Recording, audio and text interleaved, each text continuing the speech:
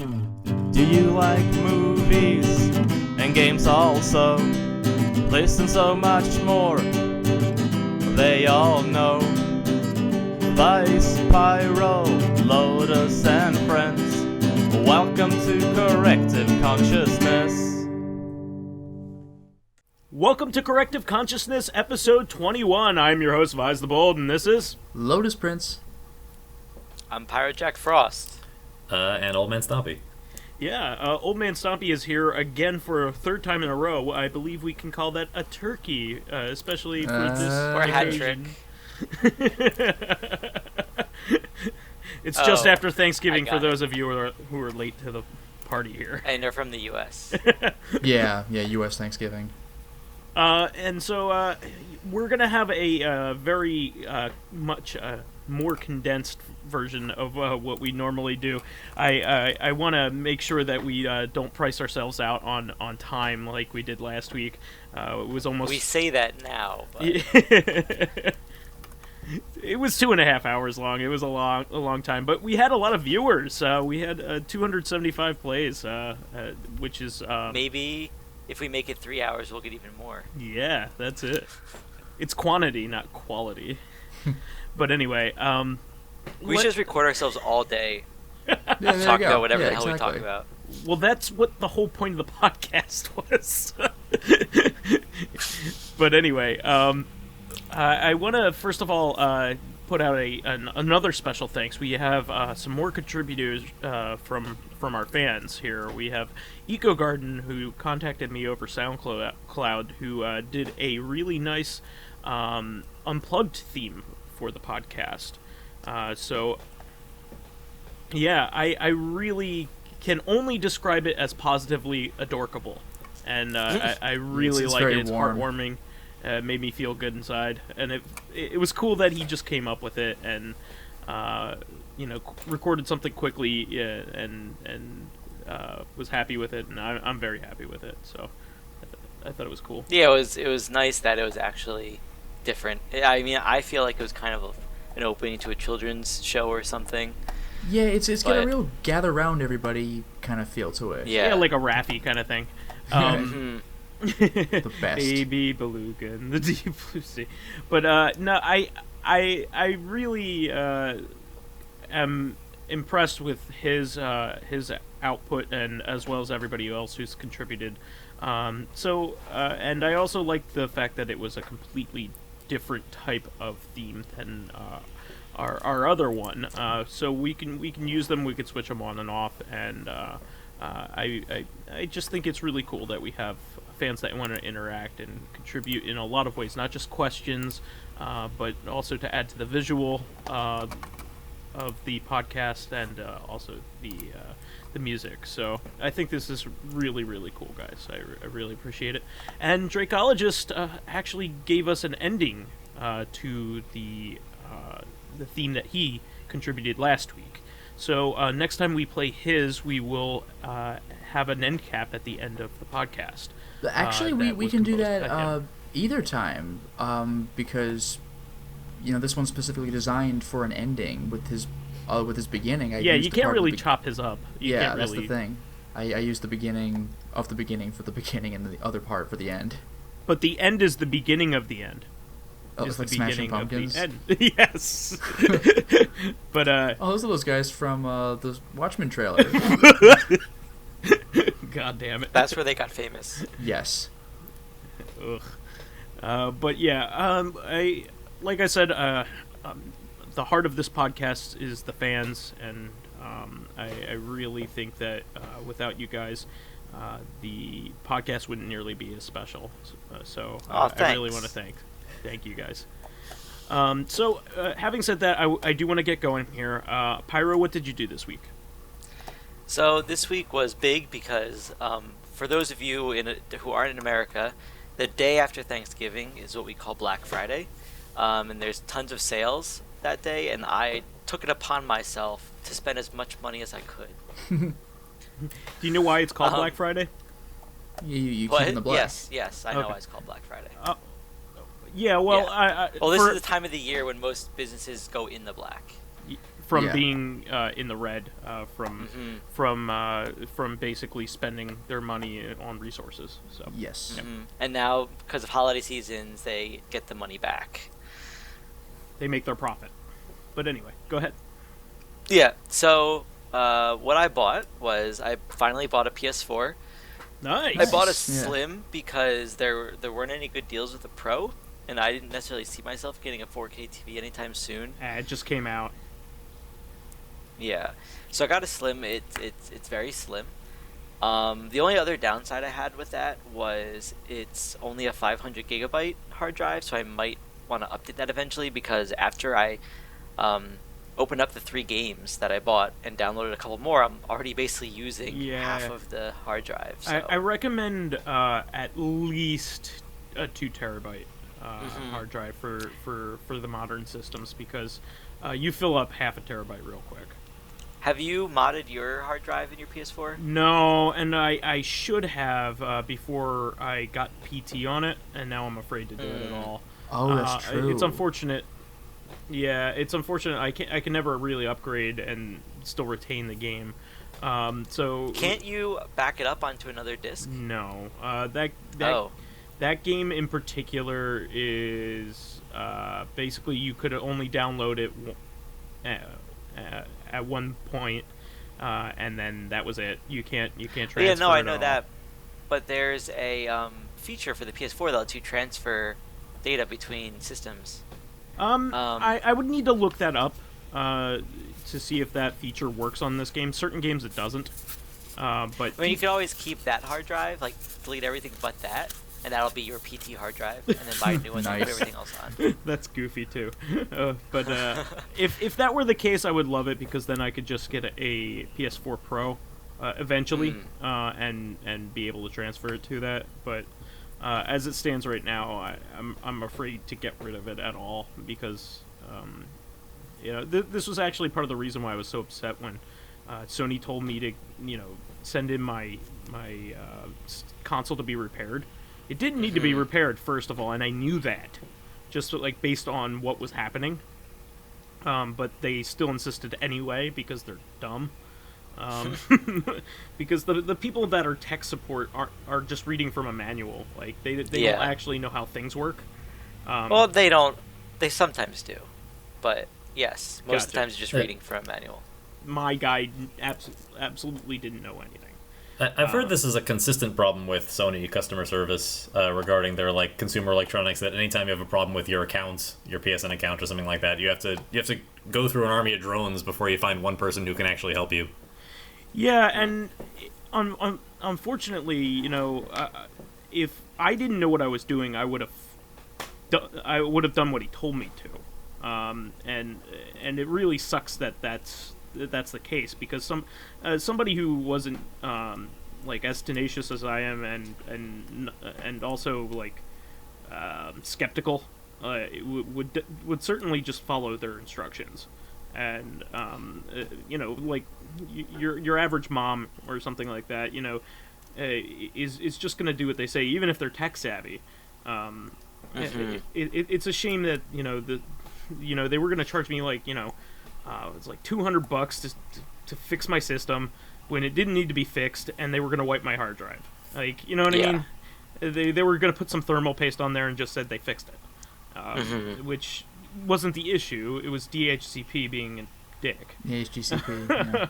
And the only way to fix it is use old technology to strip it out. So, go figure. But anyway, you can continue with what you were talking about. I apologize. So much for the condensed monologue. Yeah, so the thing is, I kind of wish that I looked today for hard drive deals. I don't know how quickly I'm going to fill up my hard drive space, but it would be nice to have had something just in case. Sure. Especially since there were more deals today that I probably could have found, but whatever, we'll see. I'm glad that I have PS Plus though, because I turned on my PS4 and I already have 50 free games I could play on. And there PS4. are a ton of good games on there over the years. Let's Go to the Rapture was just put on there, and that's a really good premium game that was given away for free. Yeah, there's a lot. But I did decide to buy some games. Good for you. I bought Until Dawn, Bloodborne, and Uncharted 4. They're like the best excellent. games for the systems. Yeah, it's funny because I asked Vice what games I should get for it, and like those are the 3 games I was thinking, and he just told me the same ones. I'm like, all right, so I guess I'm getting all 3 of them then. Yeah, they're the best exclusives for sure. I mean, there are other third-party games that are on other things as well, but you're also a PC gamer. Yeah, I'm more of a PC gamer, so I figure if it came out on PC, I'd probably just get it then. Even though it seems like there's a lot of games that are doing worse on PC, which seems to make no sense to me, but it's because they probably don't sell as well as the console games. So I think it depends on the game. Yeah. It like Overwatch sold a lot more on PC. Oh yeah. Well, because Blizzard is a PC first company. Sure. Whereas like Warner, when they messed up with the Batman game, that was very much because they probably figured they'd make more money off the console sales than the PC one, so they didn't put as much time into the console. Yeah, the PC. Warner has done that several times, especially with Mortal Kombat. Notably, they stopped supporting it. They stopped supporting the newest Mortal Kombat game, and they don't even release the new DLC on there. That sucks. Which is pretty crummy for people who bought it on PC. It's also partially, I think, that PC gamers have a higher expectation for what they get out of their games, especially since you spend so much money on putting a gaming rig together. You want, the full experience. So when a game, is FPS locked, even though your computer can run it faster, because the developer didn't account for that, it's dissatisfying. Yeah, I agree with that sentiment. I think that's another another reason why they probably do it that way. But there's nothing you can do about it. I'm very glad that I got Until Dawn because basically, I went over to a friend's house for the weekend, and I brought my PS4 because I didn't get a chance to use it yet. And I started playing Until Dawn because a lot of people there wanted to watch it, and we ended up beating the game in basically 10 hours in one day almost. Sure. So it's a great game, isn't it? Yeah, I don't want to talk about too much because of obviously like the whole game is the story, the spoilers. But a few things that I liked and didn't like about it, I really did enjoy the overall game. It was very suspenseful. I'm not a big horror fan person, but I kept wanting to push through and see what was going to happen. I didn't like what the ending villain ended up being, but that might just be a personal reason. And the other thing that I found kind of annoying is when there's like kind of 3 gameplay parts, you could say, in the game. One is making choices. 2 is like aiming at things and shooting them, or like throwing things at them, and the 3rd is just normal QTEs. Sure. The choices and the aiming, you always seem to have a lot of time to pick those options. But the QTEs, they give you almost no time, which is really annoying because they're probably the hardest ones to get. And a lot of the to get the best ending, you need to be on top of that, which is really annoying, but it's probably something I'll just have to deal with. I didn't do so hot. I only finished the game with 2 out of the 8 people surviving. Oh, but it's also kind of annoying because it makes sense that they wouldn't just let people live through the whole game, but that means at the very last chapter, basically everyone could die. Huh. So all the choices that I made to get to them to that point could have just killed everyone off anyway if I wasn't careful. So I don't know as much as you do about the game because you beat it, but we started playing the game last Halloween, and we had a good time. We had like a fright fest. We tried a bunch of different games and things like that, and I really fell in love with the game then, and I'm glad that you got through it and you ended up liking it overall. Yeah, and it's actually like the final villain was interesting, and it was kind of neat how it tied the story together, but I didn't like it in the very basic sense. Gotcha. I don't want to say too much. Sure. I don't want to be spoiled myself, so. Yeah, so that was good, and I'm glad I bought that.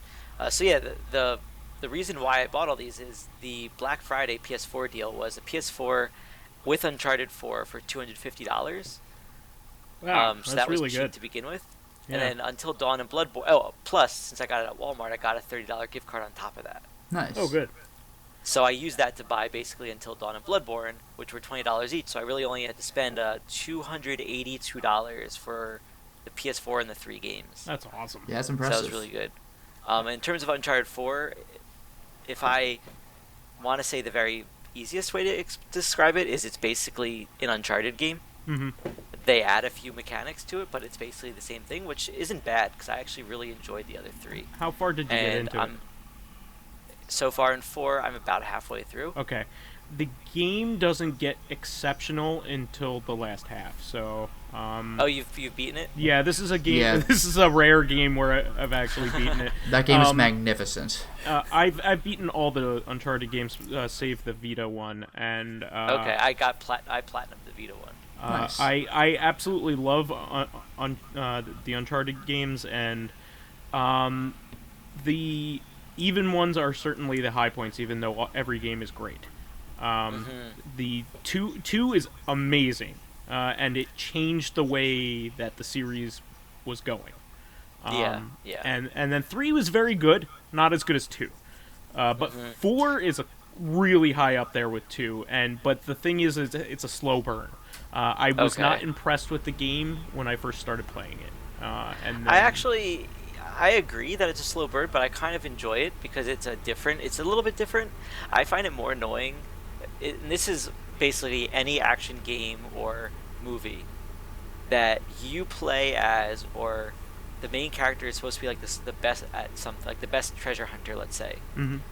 But the villains always end up finding out the same time you do.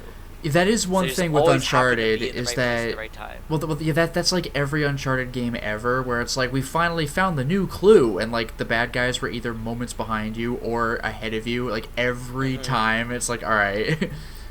Yeah, so that's kind of annoying, but it's I always just assumed they Uncharted. followed you. Yeah, in this game, you're both looking for the same thing, and Yeah. the bad guy has more resources than you do. So it makes more sense. Also, this is the most realistic Uncharted game out of all of them. There's no supernatural elements whatsoever in it. I was actually going to ask about that, and I didn't know if that would be considered spoiler, but I'm really glad because it's good because it seems like they're getting less and less supernatural as they go. Like Yeah. the first one Yeah, the was first very one just straight up supernatural. had zombies. The second one was still supernatural, but could have made more sense, at least you could say. The third one wasn't supernatural at all when you think about it. Well, because you were drugged. there's one thing that I would consider supernatural, and that was the assistant to the villain, Mr. Talbot. There True. was something up with that guy, but it went undeveloped and unexplained. But like Yeah. the enemies you kill at the end are all because you're being drugged. So And in the fourth game, like Vice said, it's straight up. Also, one That's thing good. about 4 is that the games have always been well written, but this is something we said way back in like episode like 2 or 3 of the podcast, but like these are actually more people than characters. Like the main people in the game, like they feel real. These are novel level drama in this Yeah. book. In this game.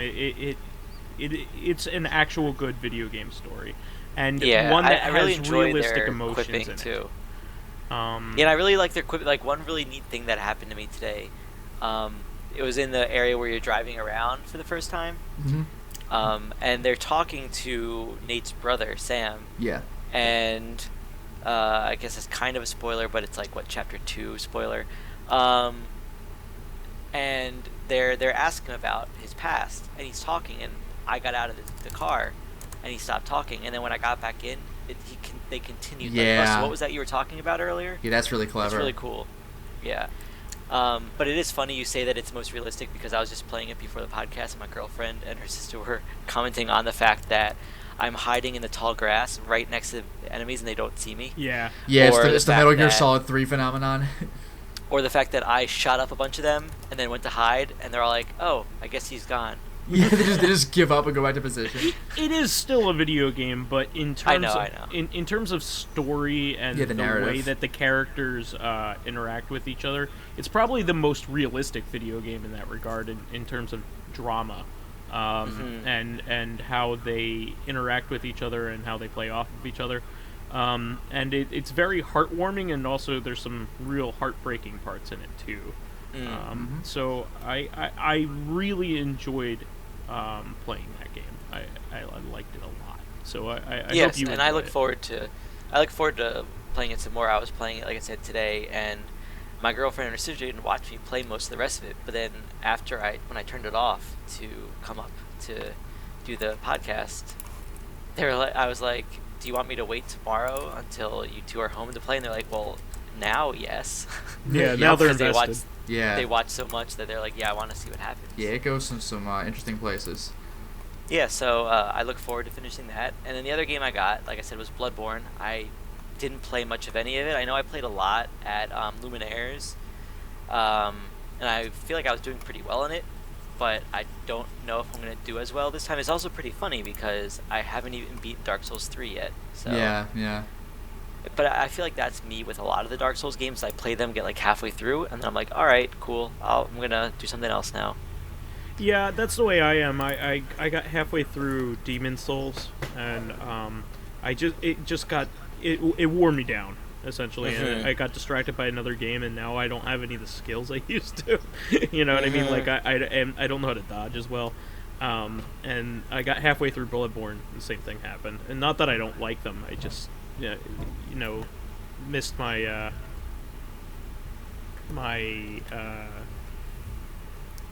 chance to do it. Yeah, this is the story of almost every game on my backlog. Is the cost of getting re-immersed in a game that I haven't played in like a year. Yeah, and it's actually funny because you know how I was playing Transformers and said, you know what, I'm going to beat it this time, and then I got a PS4. So we'll see how that goes. So yeah, about finishing, like getting halfway through something and then stopping, I was planning on beating Transformers Devastation, and I was hoping that this would be the time, but then I got a PS4, so we'll see how that goes.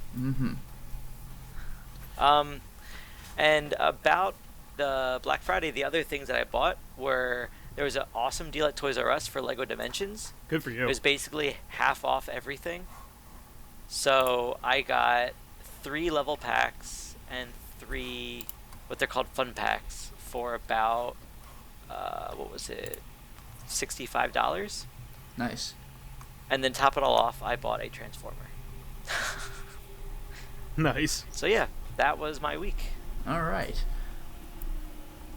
So, who wants to go next? Old Man Stompy or me? Because I'm assuming Vice is going to close it out. Yep. I'll close it out. All right. Well, Lotus, you can go because you didn't get a lot of airtime last time. All right. So why don't you go ahead and go next? I'm still not going to It's take like a... we threw him.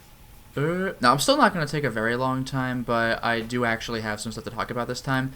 Of course, I've been doing more Binding of Isaac Rebirth. I actually tried playing some of the older, but the original Binding of Isaac because I knew this a long time ago. This is years ago, but after Rebirth came out, the creator patched, just gave out like a free patch for the original Binding of Isaac, which added a sort of a hard mode, which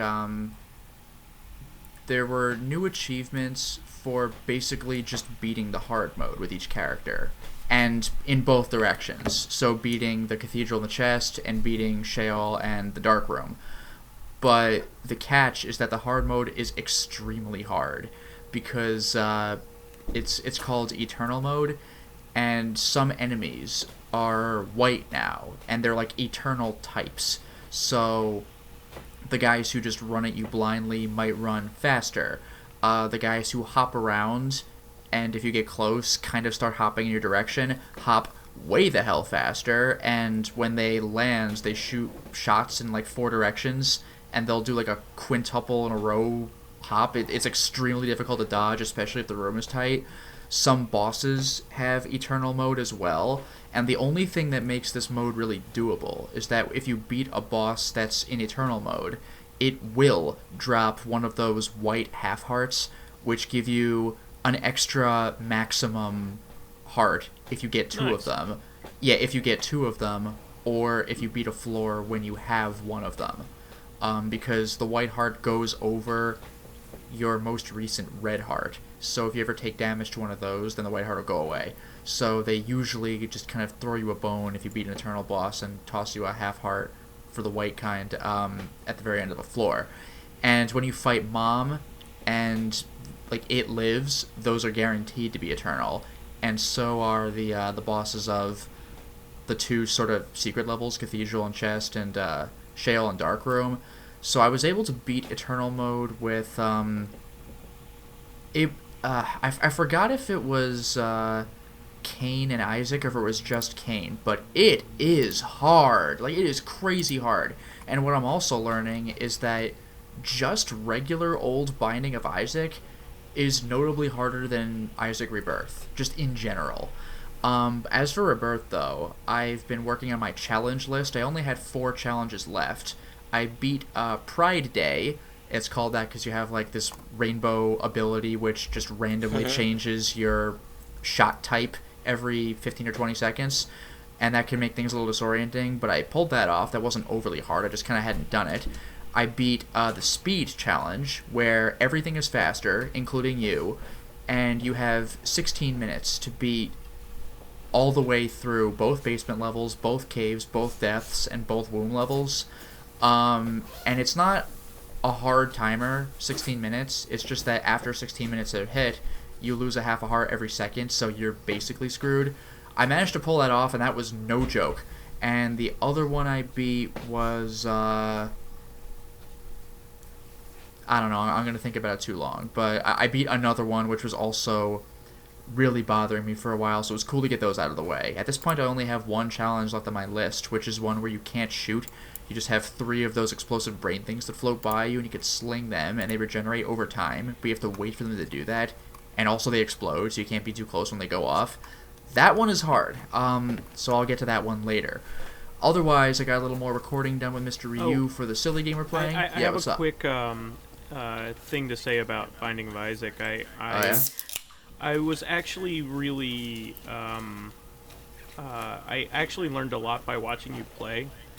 So I'm not a big roguelike guy, because I find them very, very, very, very difficult for the type of gamer that I am. And I found a strategy which I never really thought of doing. I know maybe a lot of people who watch this kind of thing or have played them for a long time would already know this, and it's a given. But one of the strategies that you do is that you keep restarting the game until you get a good loadout at the beginning. Yeah, that arguably makes things less exciting, but I don't want a piece of crap power-up on the first floor. Well, I thought that was brilliant because, like, you don't want to waste your time. That's the thing. You can really be in it to win it for this game. I never thought of doing that, and so I would always get, 15 or 20 minutes in and not have the best stuff. Yeah, and you still have crap after, 3 floors. And you're like, I still have crap. I've probably even gotten worse over time, and I've already lost, a half hour of playtime. So I really wanted to... I learned something. I thought it was cool. Sure. Yeah, I mean, you can argue that it takes away from the game's authenticity. When I was first showing off Rebirth, when it first came out, I was like, oh, I gotta put up some video of this just to show it off. I actually got a couple comments saying, like, oh, I wish you didn't do the restart thing because we just wanted to see the game naturally play out. And I totally get that, but my argument was I want to show off the game and not show me dying on, floor 2. So that's kind of... Yeah. So there is Eden, right? There is a character that begins with a random loadout, and you have to earn tokens to play as them by beating the heart. Yeah. And it is a new sort of metagame within the Binding of Isaac community to keep a streak going where you play as Eden on hard mode. That is so there is a sub-community built around the idea that you shouldn't just be able to reset until you get an item you like, and there's even the game itself, I think, has even been updated to reflect the fact that even if you characters... reset, you will lose a token. Yeah, well, I mean, I'm not just talking about that. I'm also talking about the lost getting the Holy Mantle as a default item instead of having to reset over and over again until you get it, because it actually makes the character kind of playable. Yeah. And by the way, I actually did manage to beat Mega Satan with Eden, but I gotta do Hush now, so that'll be fun. Oh, good luck. Yeah. You're catching up to me. I think I might have actually done Ultra Greed as well, but Hush, that is such a chore. So yeah, like I was saying, I did a little more recording of the silly game with Mr. Ryu 45. And then the two kind of bigger things I wanted to talk about, one is, and this actually also applies to Mr. Ryu 45, on Black Friday we both capitalized on finally getting, or like buying parts for a new PC, and definitely want to give a major shout out to Vice here, because he did all sorts of research for what, makes for a good PC that's really good for its money. And we used almost the same template for our own respective ones. So at this point, I'm waiting for all of my packages to arrive. I've received some, and I say all of my packages because Vice had this site like partpicker.com, which finds the best deals wherever they may be, and that may be PC Part Picker. Okay, excuse me. And so it finds the best deals wherever they may be for the parts you're looking for. So you might be ordering from multiple different sellers, which is what happened. So I'm probably gonna have like 5 or 6 things delivered. At this point, I've had 3. So yeah, you can save hundreds of dollars by just using this website and like just cherry picking the specific parts at those specific websites. Yeah, it definitely makes life a little more affordable. So I've been saying that I need a better PC for several years at this point. I just never do anything about it because, number one, that involves getting off my ass and doing something, and I never say today's the day. And number two, I'm genuinely intimidated by all this stuff with like looking up specs and PC parts and everything, because I don't know what the hell I'm looking at. Like the last time I bought a PC, I went to a Best Buy and I bought one that looked like it had pretty good specs, and I got a better graphics card for it. But when it comes to building your own PC, like, just I'm looking at numbers and letters and I don't know what they mean. It's just like there's a massive I actually want to say this because you two aren't the only people that I helped out with PCs this year. I have a coworker who asked for help on a laptop, and laptops are easier in that they're all in one solution, so I don't have to pick a bunch of parts. Yeah. But the philosophy is still the same. I have to look at what parts are in it to choose which one's good for the money and for how long he wants it to be good. So like I knew all this stuff from following it because I built a PC myself 3 or 4 years ago. I think it's 4 years ago at this point. So I have all this knowledge of where to find what all the best stuff is now. So, like, even though I didn't know specifically which processor is the best one now, I knew where to find the information in order to tell me what was good. Right. So I know all these websites that have good reputations that are objective.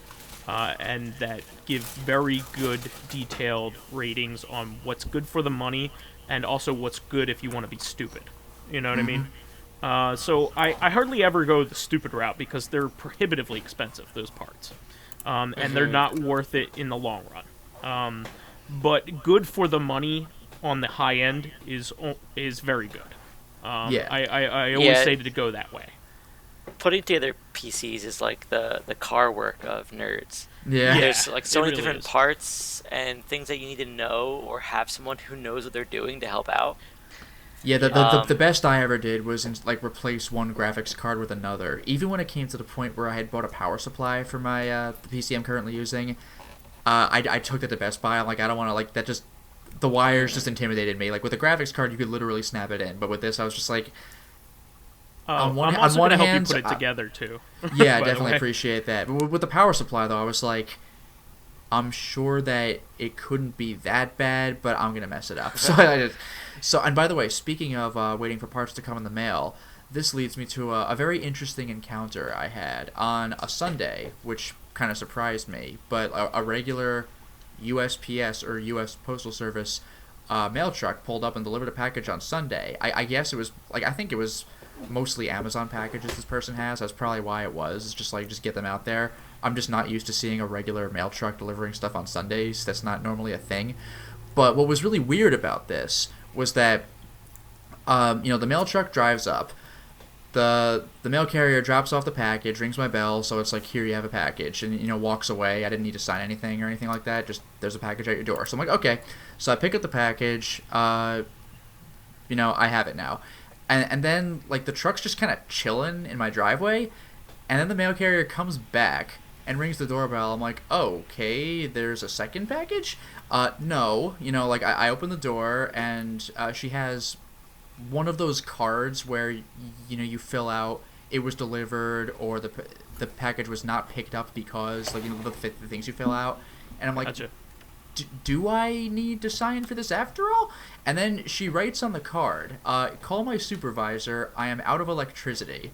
And that really threw me for a second because what it means is the battery in the truck is dead. But it wasn't clicking because I'm like, that's not how I would say it. I'm out of electricity. I'm like, in the car. Yeah, my battery's dead. My battery's dead is probably what you would say. That's exactly. Yeah, and I was like, I don't think mail trucks are Teslas. So no, that's the thing. They're not electric. It took me a couple of extra beats. I was like, trucks run on gasoline. But and the reason she was writing it down, by the way, was that it turns out she was deaf. I don't think deaf, Hearing but hearing impaired for sure. Yeah. So I'm like, and so I'm looking at the card, and there's something like, there's a number on the card that's like, question about your delivery. I'm like, is that the number I call? And it's like, no, that's not it. So I googled the post office sort of like HQ near me, and I was able to call that up. And now it turns out that this was actually just a matter of jumping the truck.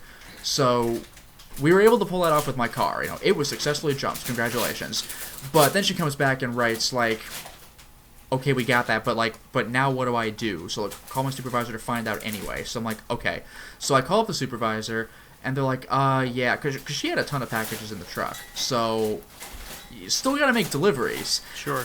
So what they were going to do was, honestly, I thought this was a weird decision. If it were me, I would have driven right back home and swapped trucks. But instead, they sent the truck to me, so I mean, okay, I guess. So a second mail truck eventually pulls up. It didn't take long. They're like 5 minutes from me. A second mail truck pulls off, and they're transferring all the packages from one truck to another. And I'm actually helping out with that because it was a much older guy. Why not? And it's a much older guy. You're a good dude.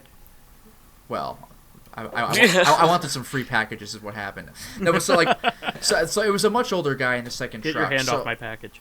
It's like, how can I ever repay you? It's like, well, what do you got in the back of the truck? Yeah, exactly. Yeah, I see a lot of big mysterious boxes, and it's almost Christmas. So the guy gets a bunch of packages out of the back of the truck, and when it gets to the point where he's got to climb in to get to the ones in the back, at that point he started passing them up to me, and then I handed them off to the other person. So and then actually this was not the best decision on the first mail carrier's part, but after we had jumped the truck, she pulled out of my driveway, so she wasn't just taking up the driveway. But then she turned the vehicle off, so we actually had to jump the thing again when all was said and done. And it's like, all right, but so finally the truck leaves. That's a shame. It's just kind of like, so finally both trucks leave. But I guess at this point, I've gone too far in my story for this. But I'll throw in the punchline anyway, even though it's no longer timely. But I was gonna say, I expected a mail truck to come and I would have 1 or 2 packages, but instead, I got all the packages. But yeah, so that was interesting. The truck. I expected down. a mail carrier, but it was actually a female carrier. Yeah, it's true. It was a female mail carrier. What does that mean? So the mail truck broke down in my driveway, and the person was hearing impaired. So we're communicating with brief messages on a pad of paper. So that was a very interesting experience. So that was my week. Wow. I. The most really interesting part feels like it was compressed into about a 1 hour of interactive mail delivery.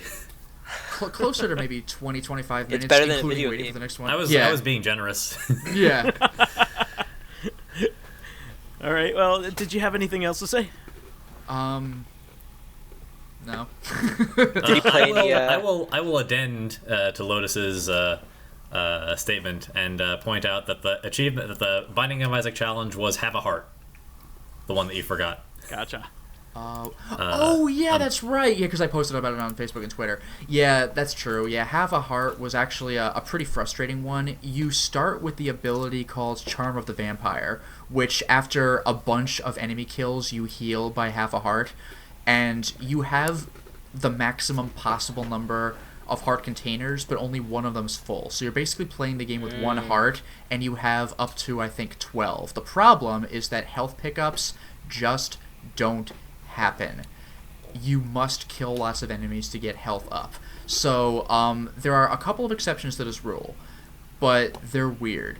Because you have maximum health containers, you can't pick up those blue hearts, which count for like, oh, here, an extra heart, but once it's gone, it's gone. Like, you can't even pick those up because your maximum heart slots are taken up. So health pickups don't occur. Blue hearts cannot be picked up. And you have to grind away to heal, and by the time you do that, you'll probably have taken damage. It's not easy. Now, there are a couple of ways to get around this, and I happened to get one of them, which is why I lucked out. There's a thing you can destroy, which just fully heals you, and I found one of those. So I just had 12 hearts, and it was like, thank God. Still, whenever I lose health, it's pretty much permanent, unless I kill a bunch more stuff to get it back. Also, there's a pill you can find that gives you full health. I don't believe I found that, but I found the equivalent. And the other thing you can do is, in a very, very rare case, there are pills that modify your stats. But unless you have a certain power-up, you can't tell what they do until you take them. So there's like range up, range down, tears up, tears down. One of the worst things you can get is health down. Normally you want health up. But this time, I actually wanted health down, because I've been playing the game wrong all this time. No, I know. So if you lose a maximum heart container, that means that if a blue heart drops, then you can pick it up. And so I wanted the opportunity to do that. So it got to the point where I lost like 4 heart containers, and I was able to fill them up with items that are rare but not straight up impossible to get during normal circumstances. So I was able to beat the game that way, and it was a relief to have done so. So thanks for the reminder, Elman. It's not me. Yeah, the challenges in Binding of Isaac Rebirth, I feel like I have this commonality sometimes where they present like really interesting ways of playing the game, but there's also often like 1 or 2 things that you can get very early on. Like, the challenges usually progress, either you get 1 or 2 of the items that like break the challenge fundamentally, or you spend the first like 2 or 3 floors sort of getting your feet under you because you have to build your character in a way that you're not usually used to over the course of the game. Yeah, like that last challenge I have to do, Brains, where you sling the explosive brains. If you ever pick up the ability Pyromania, then you're immune to explosions. So you're still not, like, you still only have blue hearts, so your health is very limited, but you can sling those things around and not really care what happens. And you are also immune to Mom's crushing feet when you have to fight her, so that does make the game a lot easier in some respects. So I'm holding out on getting that one. Yeah. There's also the Onin Streak challenge that you did recently, where you take damage if you miss with a shot. Yeah. Which is, wow. Yeah, so I was playing the game tough. very slowly and deliberately, so I was doing like charge shots the whole time, like hold the fire button down, get close to an enemy, release, and just do that forever. Mm-hmm. And you can do that, but like 2 of the best items in the game are Brimstone and Mom's Knife, and those items are not subject to the penalty.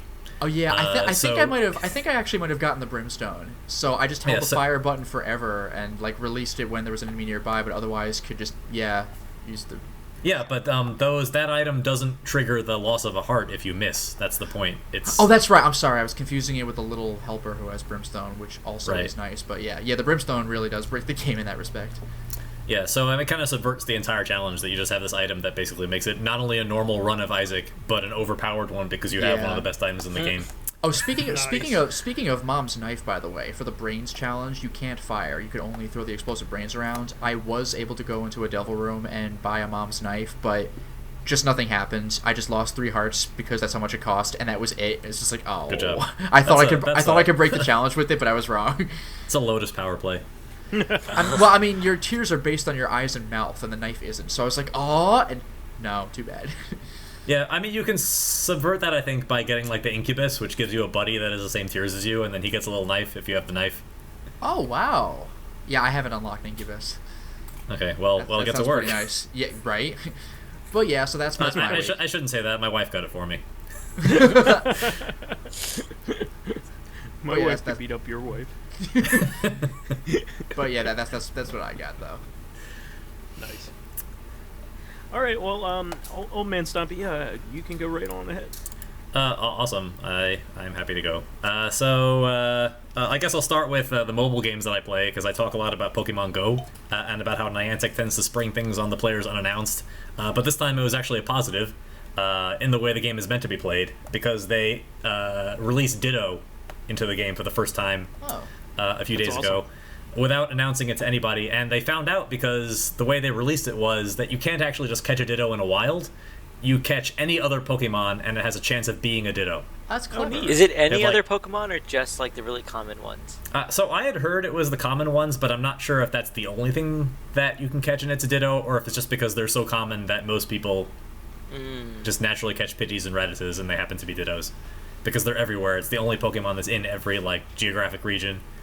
And they spawn more than anything else. So does it show up as, like, the Ditto version of that, like, with the blank eyes? Oh, that'd be amazing. That's actually... So, when my wife was playing, she was actually scanning the map looking for a Pokemon with the Ditto face. And I don't think it's actually the case. Okay, gotcha. That would be pretty funny, so but you I find think that out would it's make a it too Ditto after easy. catching it, I assume? Yeah, yes. Immediately after you catch it, it turns back into a Ditto, and it goes into your Pokedex. And, like, for the first couple of hours when you're walking around, it's like, oh, man, I'm going to catch all these Pokemon I didn't care about before.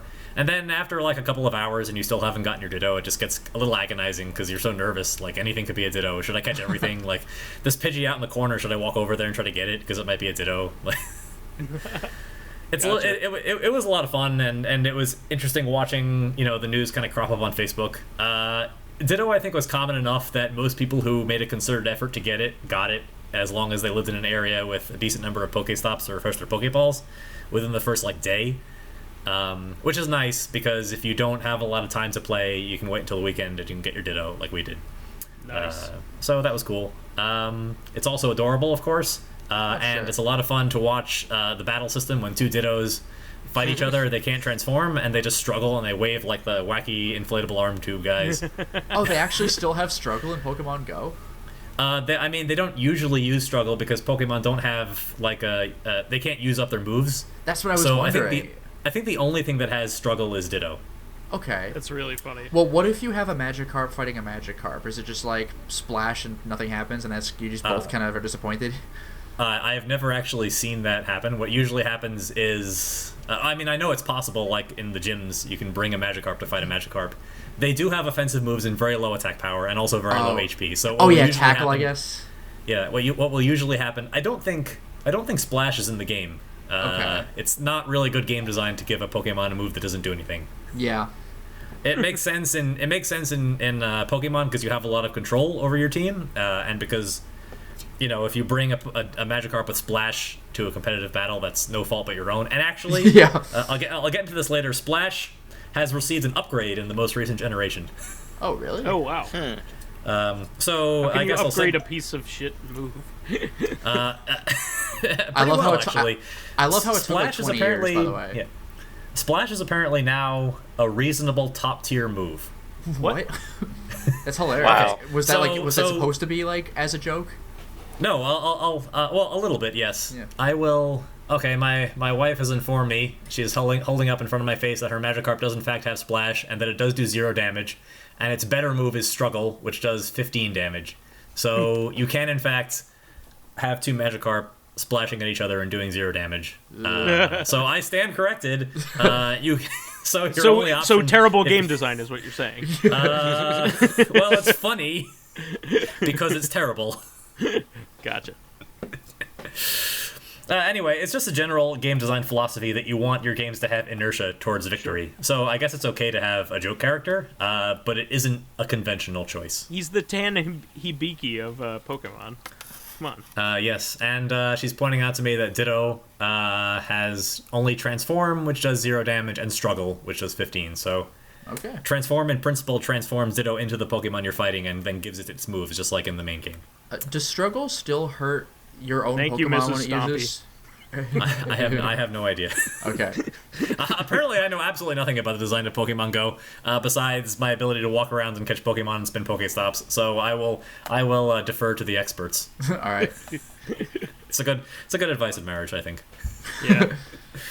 So I guess I'll segue into Pokemon Sun and Moon, which I played about 10 hours this week, mostly on the one day I had off.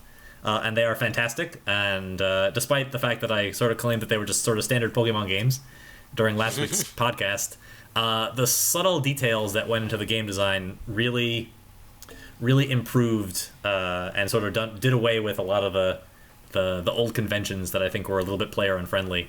The thing that I'm happiest about is that they got rid of HMs. Oh. So for those unfamiliar with the Pokemon series, you can teach Pokemon moves outside of leveling up 2 ways. There's TMs, technical machines, and HMs, hidden machines.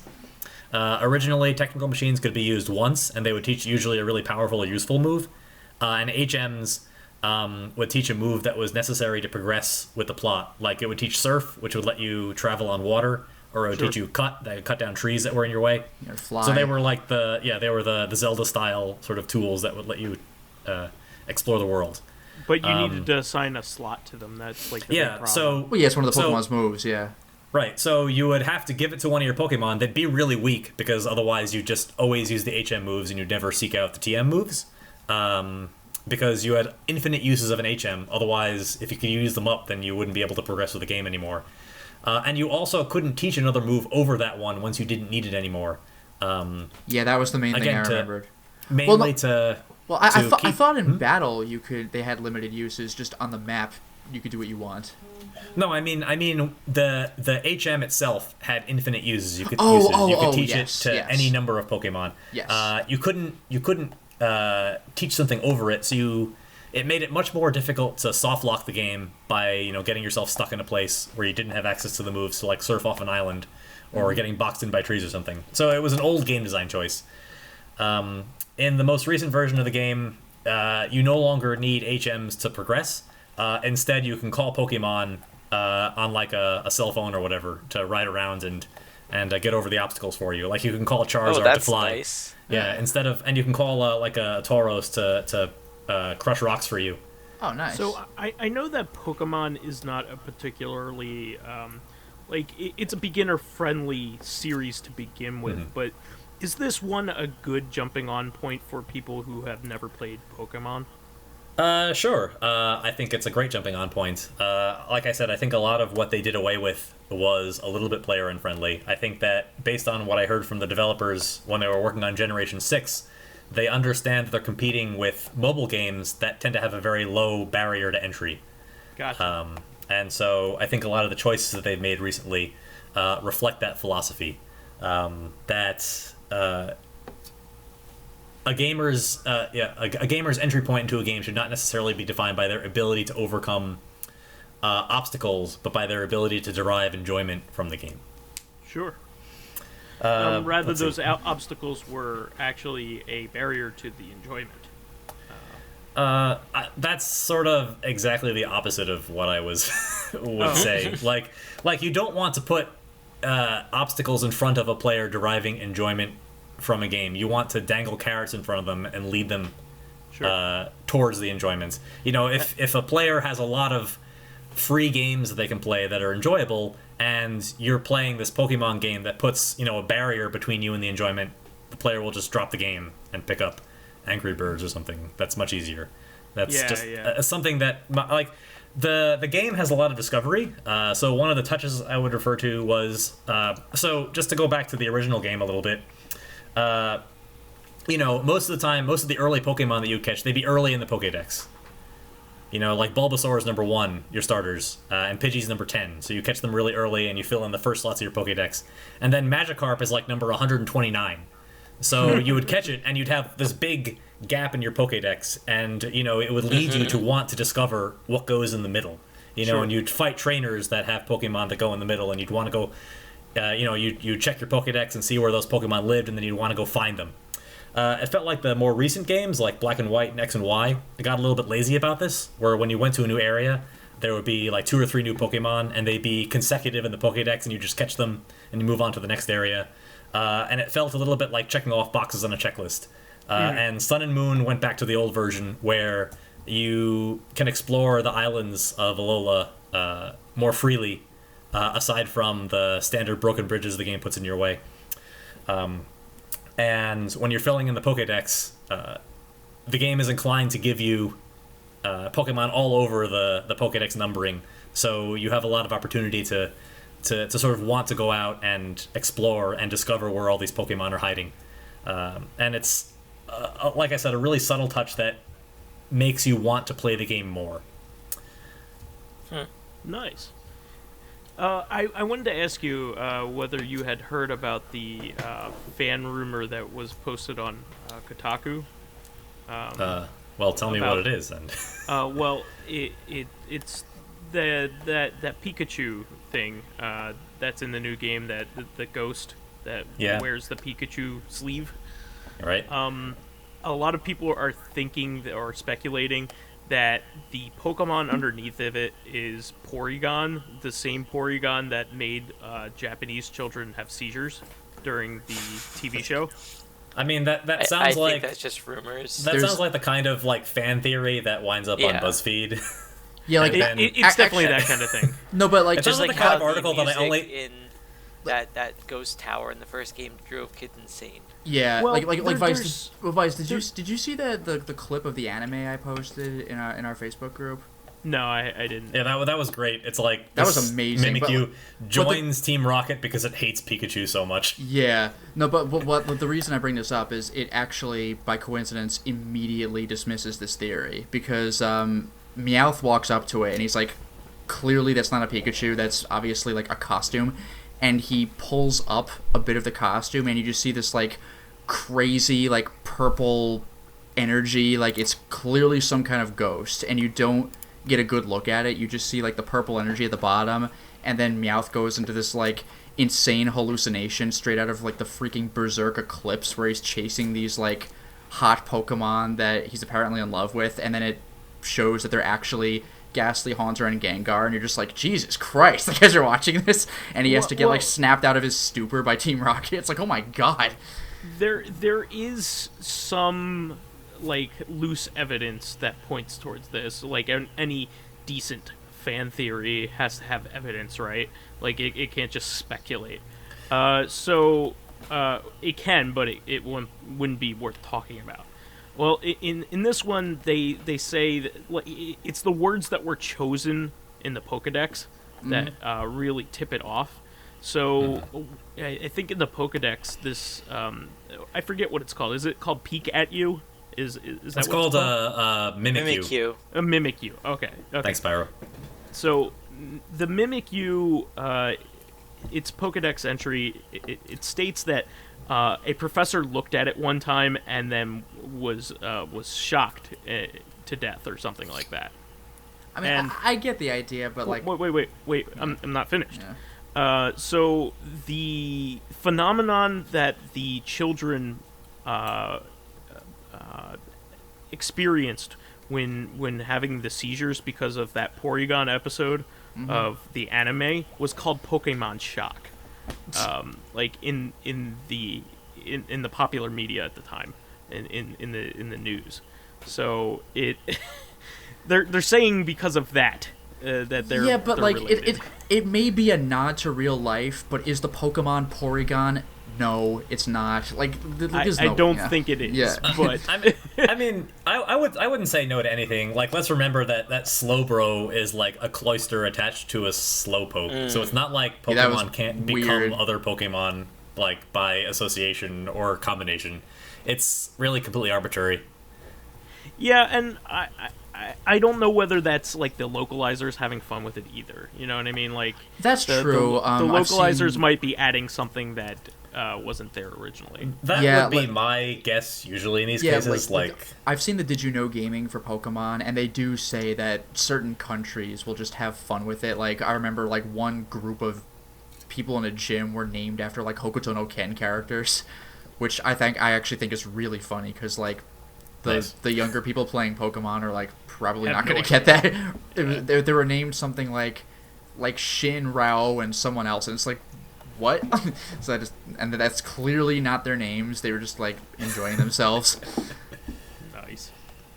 Okay, so let's see what else. I played a little DDR. That's pretty standard. I crossed another DDR Extreme song off my to-do list. So nice. Remember I talked about how I was at 245 out of 256. Yeah, you're down to now I'm at 246. Okay. Nice. Yeah, you are down to like 10. Yeah, that's crazy. Well, so I'm down to 10. 2 of them aren't on DDR Ace, so I can't play them unless I find an Extreme machine. And to give a little context, so the old DDR rating scale used to go from 1 to 10. Now it goes from 1 to 19. Oh my god. And the 6 hardest songs, none of which I have on Extreme, are like a medium 15 to a hard 16 on the new scale. And the 7th most difficult song is like a hard 13. Ugh. So there's a large gap in skill. Yeah. So to give you an idea, there are like 75 songs that are rated 14. So there's a gap of about 100 songs on the current song list between the 7th hardest song on Extreme and the 6th hardest. So I always found this when I was into DDR, when I was playing Max and Max 2, that like the jump from like 4 feet to 5 feet was like very vast. Like those songs in 5 feet were way harder than harder than the 4 feet ones. Partially depends too, because if you're also trying to make a transition between a difficulty level, not just between the foot rating scale, but also like going from light to standard and going from standard to heavy, which usually happens around the time you're trying to jump from 4 to 5, because I think the hardest light songs are usually around 4. Yeah, and, that's when I started playing standard songs. So the charts demand different skills from you. Like my wife, she can play around 9 to 11 on the new difficulty scale, but mostly on standard, which are some of the harder standard songs, and has a little bit of difficulty making the jump to playing that same difficulty on heavy, just because even though the songs have about the same number of steps, the physical demands on you at that difficulty level are a little higher. Gotcha. I guess moving a bit away from that, I also bought a PS4 today, just like Pyro. Nice. The exact same bundle. I bought the Uncharted 4 500 gigabyte $250 bundle at Target because it's a store-wide 15% off today and yesterday, and it is currently sitting at the Target waiting to be picked up. So I guess we'll go pick it up tomorrow. And I appreciate that. Yeah, I appreciate that Pyro didn't spoil very much of Uncharted 4 for us, because I did really enjoy the series. My experience is pretty similar to his. I actually used to play it with my mom, and she has arthritis and can't really play games, but she enjoyed the story. Okay. Yeah. So we played through it together, or rather, I played it for her, and she was really invested in the Nathan Drake character and his exploits. So I might take it with me for the holidays, and we'll play Uncharted 4. I think that's a great idea. I think she will really like this entry. Yeah, we also have we bought the collector's edition of Final Fantasy 15, so whenever that comes, and I also got that from Target for the 15% off coupon. I'm hearing really good buzz about this Final Fantasy. Finally, I'm hearing that the story is kind of meh, but the gameplay is amazing. Which is really what you should care about. Yeah. I mean, like Final Fantasy stories have like lately been kind of like what, like anyway, not even necessarily meh, just like strange. And most of the time, you're playing with the battle system, not doing the story anyway. Yeah. The vast majority of the time, you're poking around in menus and going around trying to do subquests. So I mean, my favorite is the first Final Fantasy, where you didn't even have characters. It's just like, here, make a guy, go get the stones, go get the crystals, and all right, go kill the boss at the end of the game. We know what you want, just do it. Yeah, so this was interesting. So you know how I play Record Keeper, the mobile game that sort of melds all the Final Fantasies together. So if you remember Final Fantasy III, in the NES version, you play as a bunch of Onion Knights, and that's the character they used in Dissidia to represent the series, or rather that entry in the series. And in the DS remake, they made they gave the characters names and sort of canonical job classes and a little bit of plot just to give them personality. And those were the characters they used in Record Keeper: Ark, Refia, Lunith, and Ingus. And you would actually have to get the 4 characters in your party. That's kind of nice. But in Record Keeper, they released the Onion Knight on top of the other 4 characters. And it was sort of really heavily anticipated because if you know the Onion Knight mechanics, in Final Fantasy III, he has terrible stats, like the worst stats of any job class in the game, until he gets around to level 93, when all of a sudden he becomes like a god tier character. So if you, it's like the original Magikarp. Well, there's another couple games that do that too, like Ninja Gaiden for the original Xbox, or Ninja Gaiden Black. Oh, is this the wooden sword you're talking about? Yeah, the wooden sword turns into like this big gigantic whoop ass paddle that is like the best weapon in the game. You just have to level it all the way up. Yeah, the name escapes me. It's called the like unlabored flawlessness. Flawlessness. Yes, thank you. I was hoping you would know the full. That is really also worth another the... game that I beat, Okay. that I absolutely loved, and I spent a lot of time grinding in order to get the unlabored flawlessness. Right. It was fun to use, right? Didn't it? Like, improve? It was a blast.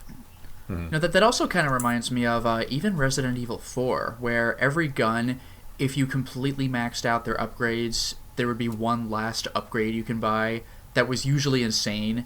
Like the Striker shotgun kept its same stats, but all of a sudden it had an ammo capacity of like 100 shells. But there were like 4 different kinds of handguns you could use, and the other 3 handguns are way better than your original handgun. But your original handgun, its final upgrade is that it quintuples the chance of decapitating an enemy if you get a headshot, and it's just like, nice. So like the stats aren't much improved, but the odds you'll kill something are actually ironically much higher than those of the other guns. Yep. Isn't Cave Story like that, where the first gun, you have all these opportunities to trade it away for something slightly better, but if you keep it all the way to the end of the game, you can trade it for the best weapon, or one of the best weapons? I think so. I remember there was also a gun where, like, one of the best guns was, you normally pick up star power-ups to upgrade it, but picking up star power-ups actually downgrades that one. So you want to, like, the Nemesis, yeah. Yeah, that thing is sick until, like, you pick up enemy drops, which is kind of interesting. Yeah, that's an interesting mechanic. It sort of plays with your reflexes, like you're so used to picking up these little experience cubes, and all of a sudden you have to stop. Yeah, and usually spending Sonic hours XL. and hours.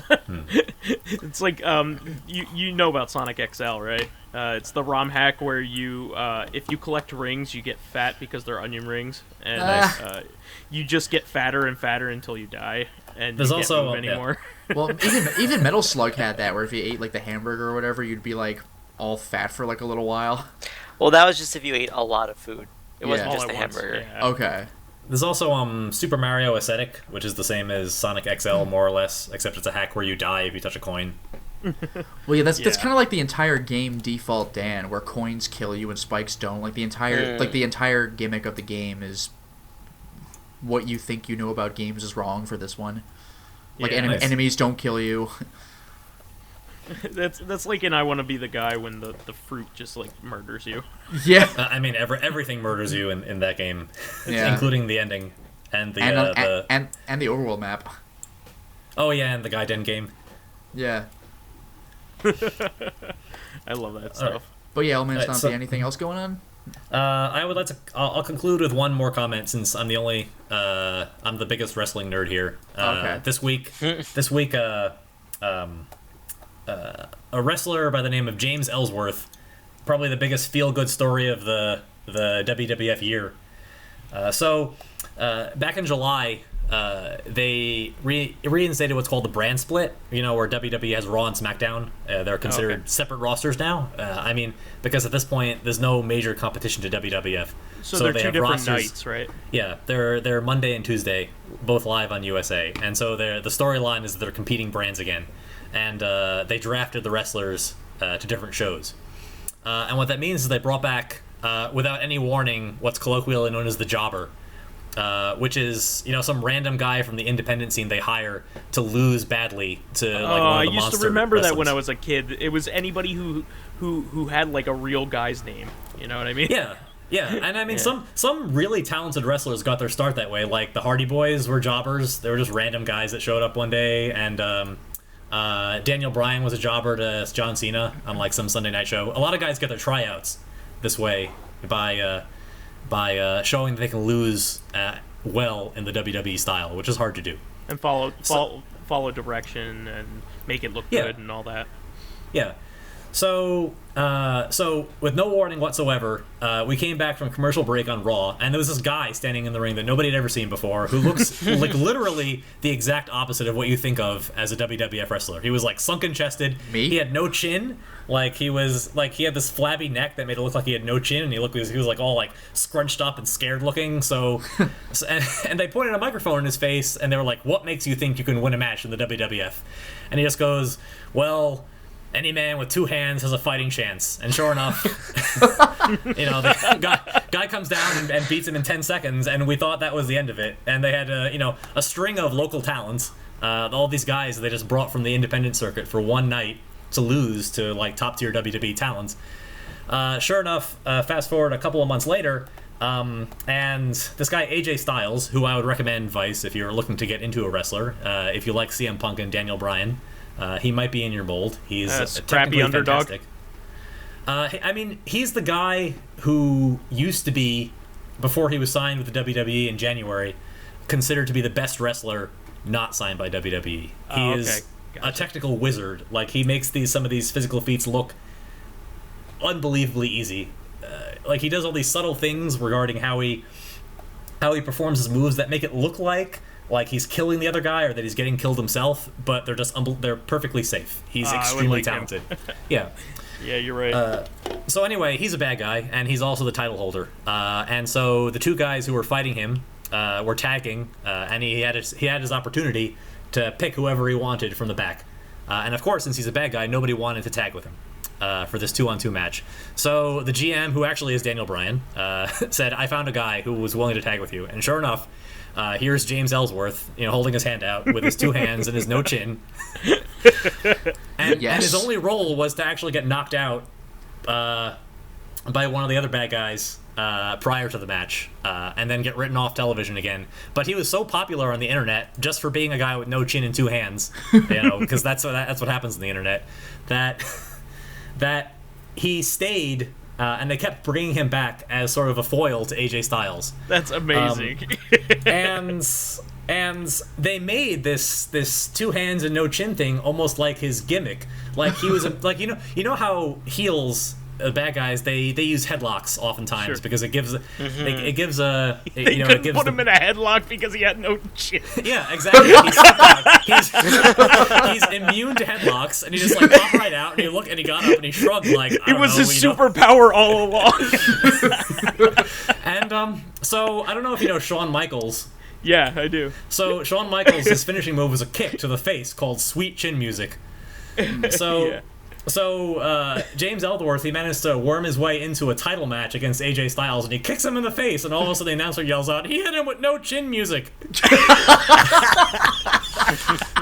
So this is too good. Too good. It was all building just as a in summary, they say that the best wrestlers are guys who are just themselves but turned up to 11, and they have taken this gimmick of no chin and two hands. That's The Rock, right? He doesn't really have a gimmick other than he's The Rock, right? Yeah, I mean, most guys, like Steve Austin, if you've listened to his podcast, is pretty much just his gimmick.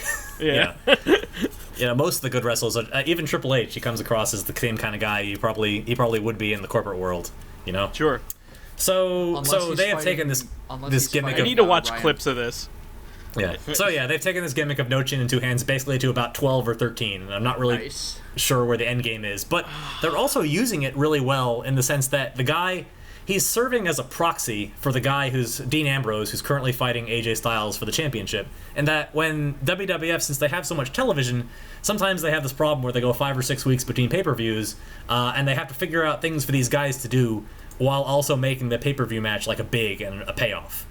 So they're using Ellsworth as like a proxy for Dean Ambrose, that they keep putting him in matches with AJ Styles, and Ambrose will come in and he'll interfere with the match, and Ellsworth will beat AJ Styles. So Styles looks like an idiot, every week, and gets his comeuppance for being a bad guy, but he never actually loses to Dean Ambrose. So the title match is still up in the air, and these two guys haven't gotten their hands on each other. And since Ambrose keeps getting the better of Styles by proxy of Ellsworth, then he has a compelling reason to want vengeance at the pay-per-view match. So it's really interesting storytelling that they haven't used. It's a device they haven't used in a really long time, and it makes for really interesting television. And it's also sorry. Oh, go ahead. No, it's also a real feel-good story because this guy Ellsworth, he had no future in wrestling, aside from being an independent wrestler, and now he has a WWF contract because he's so popular and because he's such an everyman, and because he played his part so well. So this is actually why I like wrestling as a casual fan. So, it takes a long time for moments to happen like this, but when they do, it's amazing. Right. The last kind of thing that I kind of can remember like this is, Daniel Bryan, his chant was always yes, yes, yes, that was his thing. And then, there was just this time when he just went, no, no, no. Well, he was a bad guy, right? So that was his heel move. He's like, no, stop chanting yes, no, no. And everybody chants yes even louder. That's pretty good. And so, I love this really creative, really funny writing that they, every once in a while, is just really brilliant that comes out of it. But, I have to sift through so much, fluff in order to get to it. That's part of the problem. Well, I'm telling you, you can look at the GIF of no chin music. You can look at the GIF of him slipping out of the headlock. I'll watch highlights of this. I mean, this sounds great. I'll straight up watch the actual match. The description I heard from JBL, the announcer, was that James Ellsworth looks like a lowercase I. That's hilarious. With no with no connecting part. That's great. That's really good. Okay, all right, so that was my week. I thought you guys would enjoy that story, so I felt like that would be the conclusion. Absolutely. Pass it over to you, Vice. Okay, so this week I have less going on than I usually do, but that doesn't mean much. That I still have a bunch of stuff, but just not as much. So I helped Mr. Rio 45 and Lotus Prince build these rigs, and I actually wanted to go into a little bit more detail with it, in that I think a big problem with this segment of the industry is that it's so obtuse, and that you need all of these things in order to put these together. I know you don't need to build your own desktop like these guys did, but it shouldn't be this hard either. I think there's a real big marketing problem with these parts, in that they're all numbers and letters when they could just call them a Ford Taurus, and make it much easier. It's hey, what do you want to buy? I want to buy this. It'll be so much easier for you to remember. But I mean, even within the context of the model numbers, it's oh, it's a 1070, oh, it's a 1080 or a 1080X. Okay, there's a sequence there. But even when you describe what they do, it's it has this many cores and operates at this many hertz, and I'm you're just saying things at this point to me. So the best thing that I could do with you in that regard is tell you how much it costs and tell you what the difference in frame rate is on a that's pretty game. much what it is. Yeah, can I run a high-end game and make it look pretty? That's pretty much all it is for me. So what you ended up with, so people know, is a 1070, which I think is a fantastic, really great card, especially for the money. I think it is probably... Definitely is. The 1080 is considered the best for the money. However, it is almost twice as expensive. Almost. It's getting there. I mean, the 1070 was around... $300, something like that. Yeah. Whereas the 1070, the 1080 is around $600. So it's not Titan levels of ridiculous. The Titans are usually $1,000 to $1,100, and they're not that much better than the 1080 comparatively. But the one that you ended up with is going to be good for VR. It's going to be great for everything else. And 4K doesn't really factor into it, but it would do that decently. Yeah. So, I know these things because I follow it, but you shouldn't need to have somebody who's studied in order to tell you the way. That's the thing. Yeah, I gotta go to the old man on top of the mountain and ask him how to make this freaking computer. Well, just I know this stuff because I am the way I am.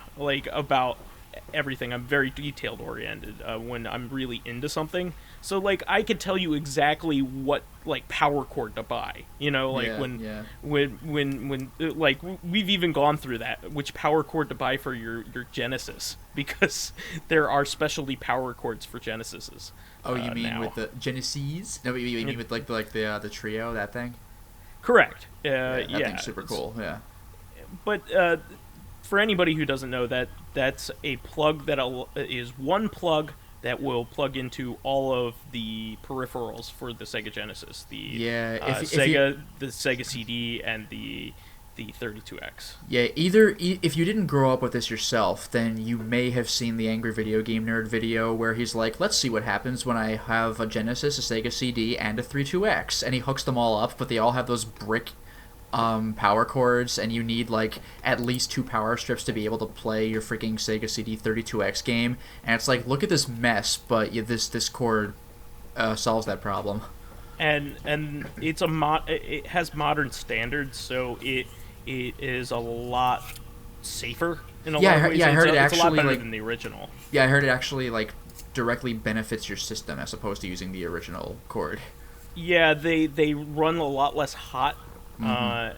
And they it also just regulates the power at a much closer threshold. It doesn't dip up and down.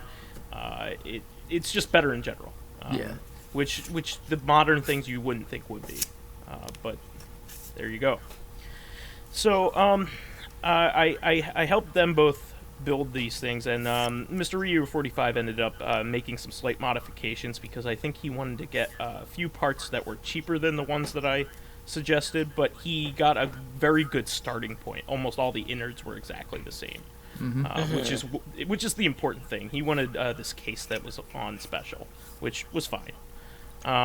So I thought that was cool. I still want a 1080 myself. I wish I had a 1080.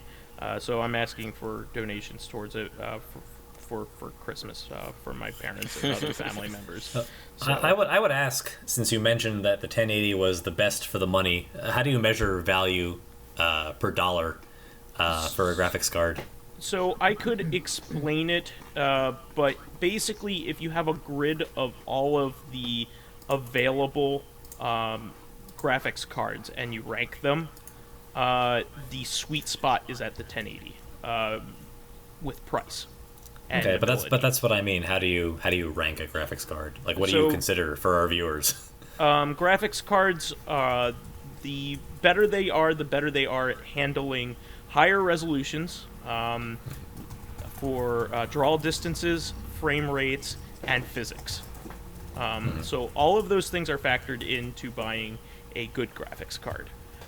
It didn't used to be all of those things at once. You used to have different parts of the computer taking on all those loads, but it's come to the point where physics are heavily controlled by graphics cards now. They didn't used to be. That used to be a processor thing. But now, since games have gotten so complicated with their physics engines, they need special programming and special drivers for that kind of thing. So if you want to go, there's any number of things directions you can go in buying a graphics card. You can go ridiculous all the way up into 1500, but those graphics cards are not comparatively better than the ones that are 700. They are not twice as good. They can't be, really. They start. The more you get away from the $600 mark in either direction, the more you're dropping off, and the more you're. It's kind of like acceleration. You know, like you can get a really 1 in the 800 series is not all that bad. It's showing its age, but it can still play a lot of the games at a great frame rate and a stable one, and you really won't notice the difference unless you really care about that kind of thing. And those are really cheap right now. You can get those for $150, $100. But then you go up to like a 1080. Comparatively, they can do a lot of different things like 4K. They could do virtual reality if you want that to be an option for yourself. So it's basically how well it can multitask is what you're going for. Okay. And so at 1080 can multitask the best for its price point comparatively to anything past it.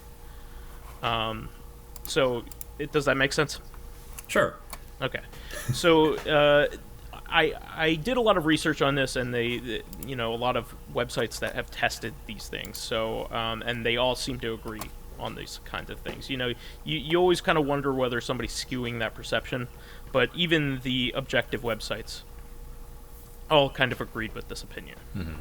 So the 1070 is a really great sweet spot. It's really affordable for what you get. It's really good. 1060 is also very good, but the 1070 is even better for the money. Let's just put it that way. All right. So I bought a few things. I did a Toys for Tots thing at my work, and I wanted to get cool toys. So I wanted to buy. Me and a coworker pitched in $50 each, and we got 2 cool toys for children that would normally not get cool toys. I wanted to make sure that I didn't buy a bunch of little ones. I know that can help more kids, I guess, in the long run, I guess, if you could divide it up. But I really thought to myself this time, a bunch of people will probably do that kind of thing.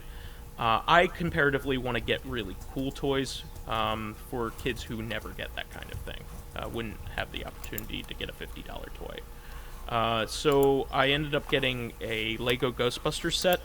Nice. And nice. This was based on the original Ghostbusters. I actually wanted to get one based on the new Ghostbusters because I kind of wanted to buy a toy that a little girl could look up to. But not that a little boy couldn't look up to the Ghostbusters currently, but I wanted to get a one with a girl in mind with a positive role model. Yeah, it's more inspirational. Correct. So I wanted to go for that, but I couldn't. It turns out I couldn't tell the difference between the Lego women and the Lego men when I looked at them. And you know how Lego's packaging is; they're very sparse in description. Yeah, you kind of need to closely observe the car, I guess, because they're a little different models or something. So I could not identify a Lego Bill Murray as well as I probably should have. But anyway, it came with all 4 Ghostbusters and the Ecto one, so I thought that was really neat. Yeah. And I also bought the best Optimus Prime I could find for Nice. $50, which was Nice. awesome. What made it the best? It was the biggest one. Okay. It was the most articulate. And he's very well spoken. Yeah. Very but educated. I was like, these kids, they could probably get a small toy every once in a while. If they're part of a family lucky enough to be able to even do that. But I thought it was even rarer of a circumstance for them to get a really nice one. So I wanted to. Do you know that. what series the Optimus was from? To be honest, I don't know. I just Black box or white box? It was white. Okay. Yeah, it was Then it's in from an the cartoon. open kind of box. Then it's from the cartoon. Gotcha. I wanted to get. My original thought was that I wanted to get the Starscream that goes along with it, like the one from the same series. That was the same model and same same price point, but they didn't have it at the time. I think it's rarer for some reason. So I did that, and I felt good about it. I bought toys that I would like, and I still would like as an adult. So I thought it was cool. I also bought a few games on special because of Black Friday from a bunch of the online outlets. I bought Salt and Sanctuary, which is a game I've been wanting for a while. That game looks cool as hell. It's basically supposed to be 2D Dark Souls. That's what I hear. Souls. Yeah. Which I'm totally into. It is made by the same guys who made The Dishwasher, and I made a game with zombies in it for XBLA. And so I was excited to play that. I haven't gotten around to it, but I got it. I also got Dragon Age Inquisition. I have the other Dragon Age games, and I haven't run through them, but I imagine I would want to at least get to Dragon Age Inquisition because it's when the series gets better. Yeah, I was going to say, aren't you at least a little inquisitive? I got, I think for $15, I got the entire, the whole game with all of the expansions and everything, so I was able to get that. That's a good deal. Yeah. Yeah, and I got Unraveled as well because that was on super cheap. I think it was like I've been 10, wanting to try 10 that or out. Let me $5. know how it is. Yeah, absolutely. That's definitely the kind of game that I like, and I was surprised that EA made it. You know, it's a very charming kind of artsy game. So that's the kind of thing that I definitely like and like the most. But I picked that up because that was on special too. I also got Steins Gate Zero in the mail. Europe put out a physical copy of it, and I pre-ordered it, and that's definitely a series that I want to get into because I love visual novels that have a very scientific bent to them. Yeah, and from get what really you've told into me, their own stuff. Yeah, and from what you've told me, Steins Gate is really like a top tier, like right up there with Snatcher, like quality visual novel.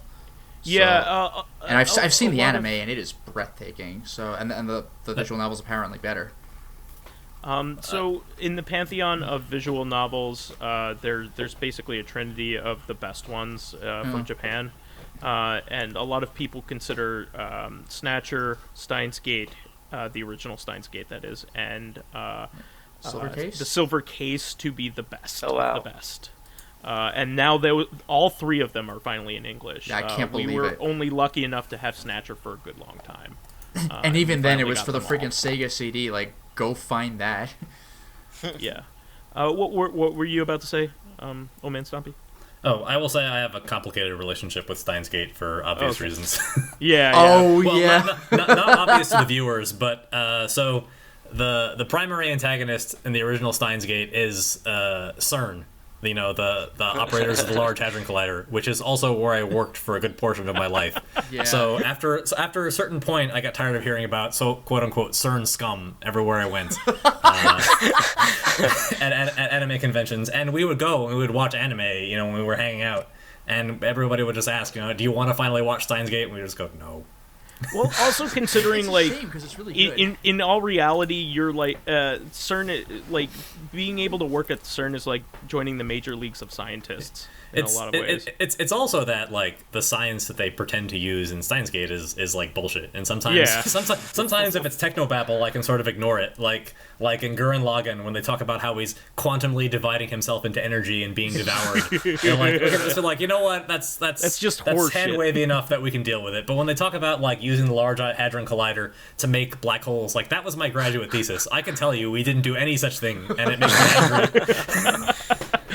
You're just a little too close to it. Yeah, I was gonna say, I'm pretty sure he's trying to cover it up so he can like take over all of our time travel endeavors. Yeah. Well, you know, it's time travel, so it would have happened already if I did that, and it's too late. So, Oh well. Yeah, so good luck. But all in all, there's fantastic world building in all three of these, and that's why they're considered so good.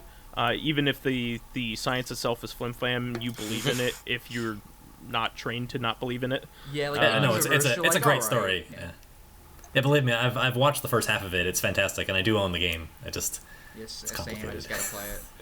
Yeah.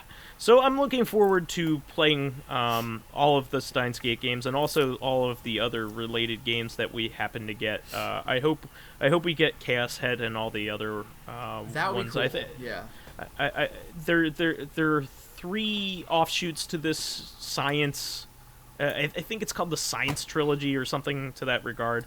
And I think there are plans for Chaos Head to come out here, but I don't know about the third one. That's good. So Well, anyway. Go ahead. By the way, but before you go in with your last thing, when you were saying you bought, you got some games digitally, like, oh, for $20 I got this. I totally forgot that I'd actually also picked up a couple games myself during the Black Friday sale, although they happened to be digital because I had pretty much no choice. Now that I'm like actually gonna be getting a new computer that can play new games, I picked up Doom for $20, like Doom 2016.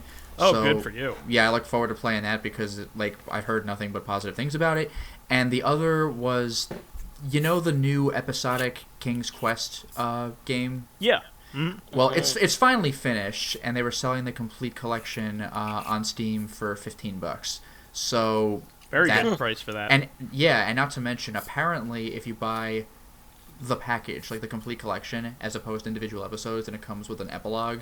So now I'm really glad I waited, because usually I don't buy episodic games because in my head I think I'll buy the game when it's out, not when it's 20% out.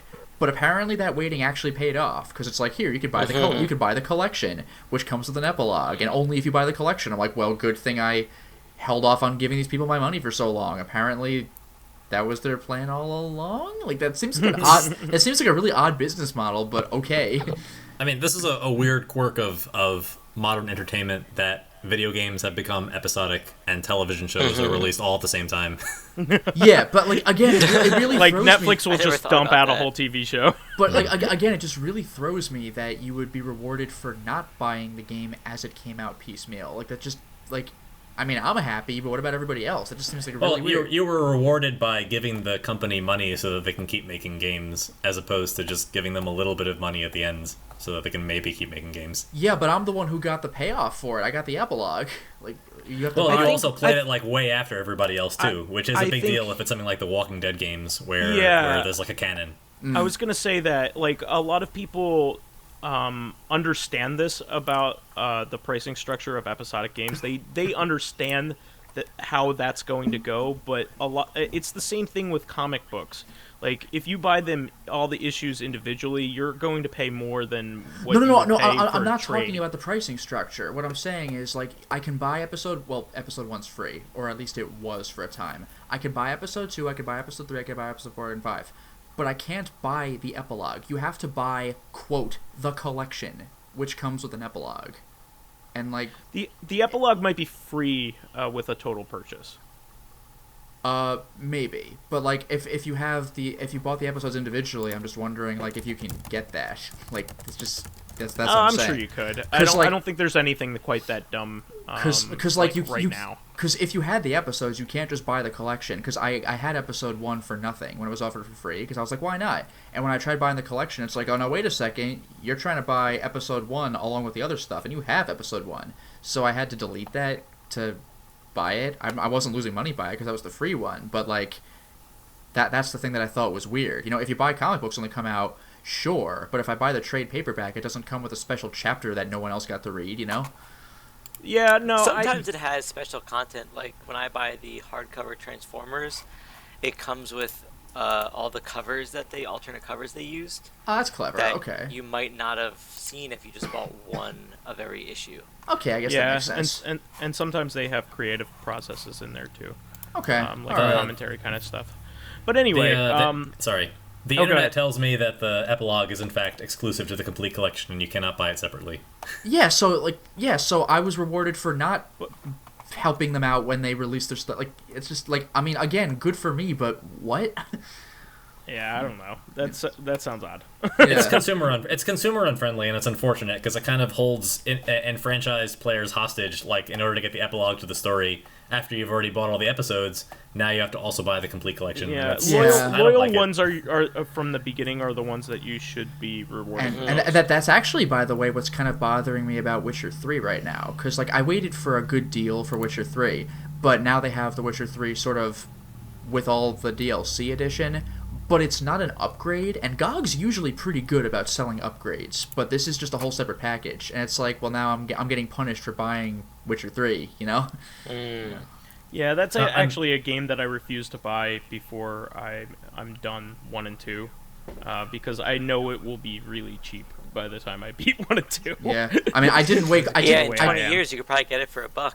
Exactly. Yeah. I mean, I didn't wait quite that long, but I waited until it was cheap. But even so, it's just like, ah, man, like I wish they gave me like an upgrade model. But oh well. That's Sure. one thing. I mean, I guess I got my freebie with King's Quest, so I don't know. Gotcha.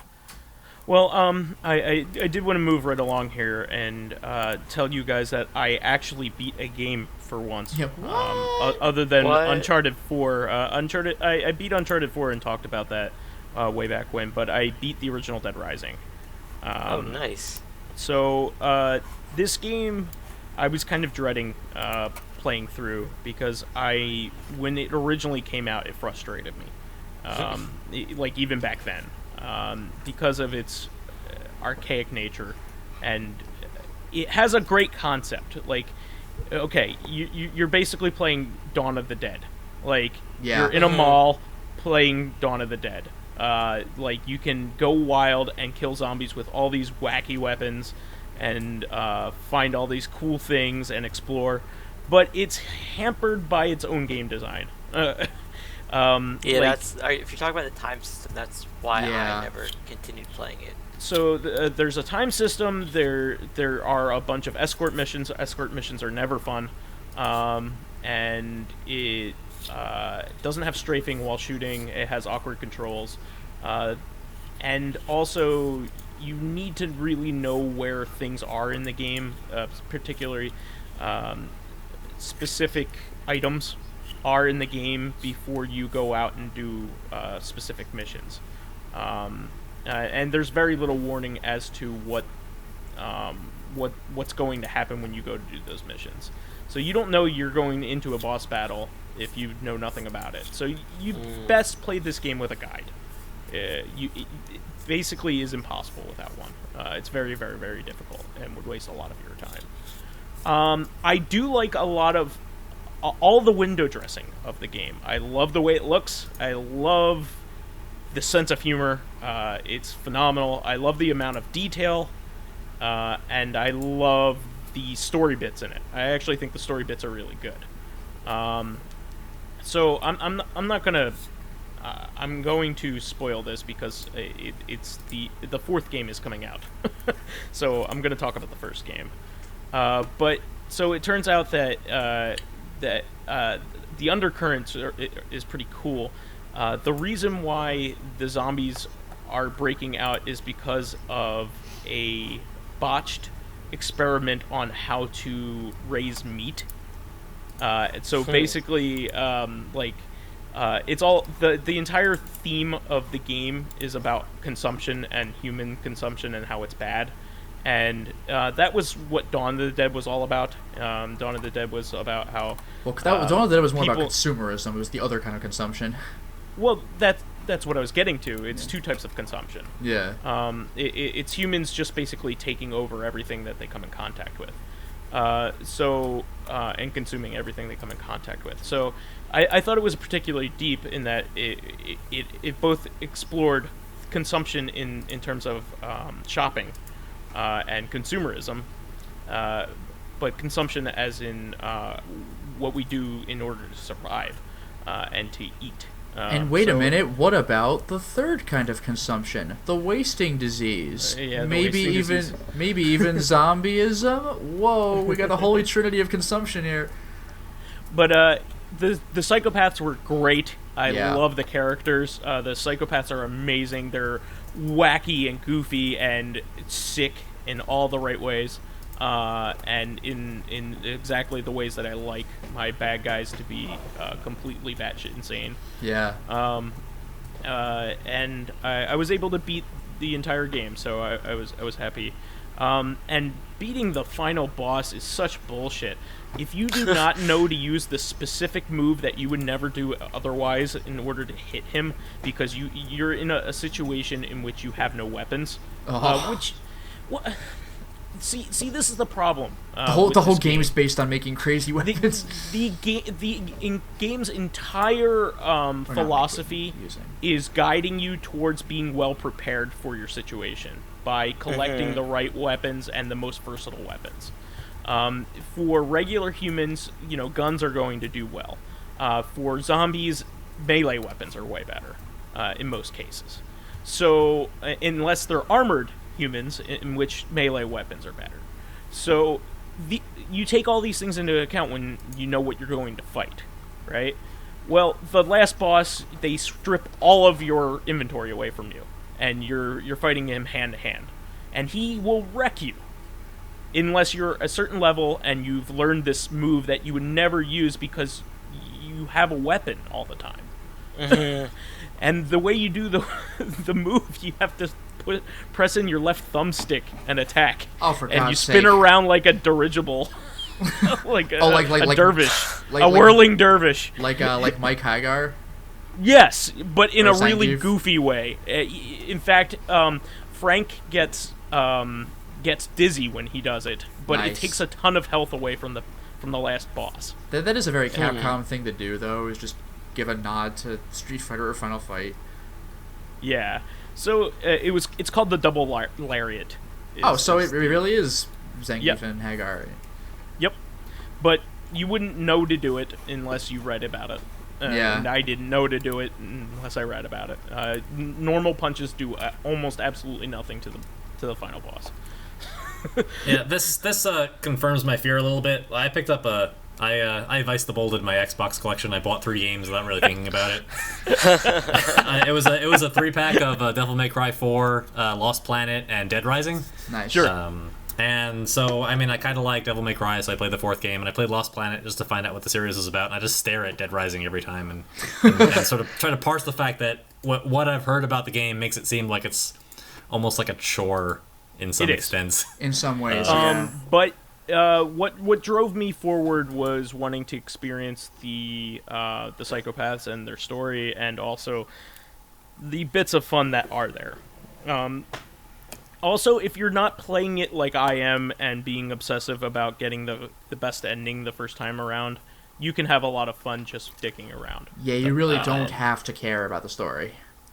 I mean, I can appreciate that. Like last week when I talked about nostalgia, and you told me that you had heard the game sucked. I told you I agreed with you, but it was bad in the ways that I didn't care about and good in the ways that I did. Yeah, so, yeah. I can empathize with your situation.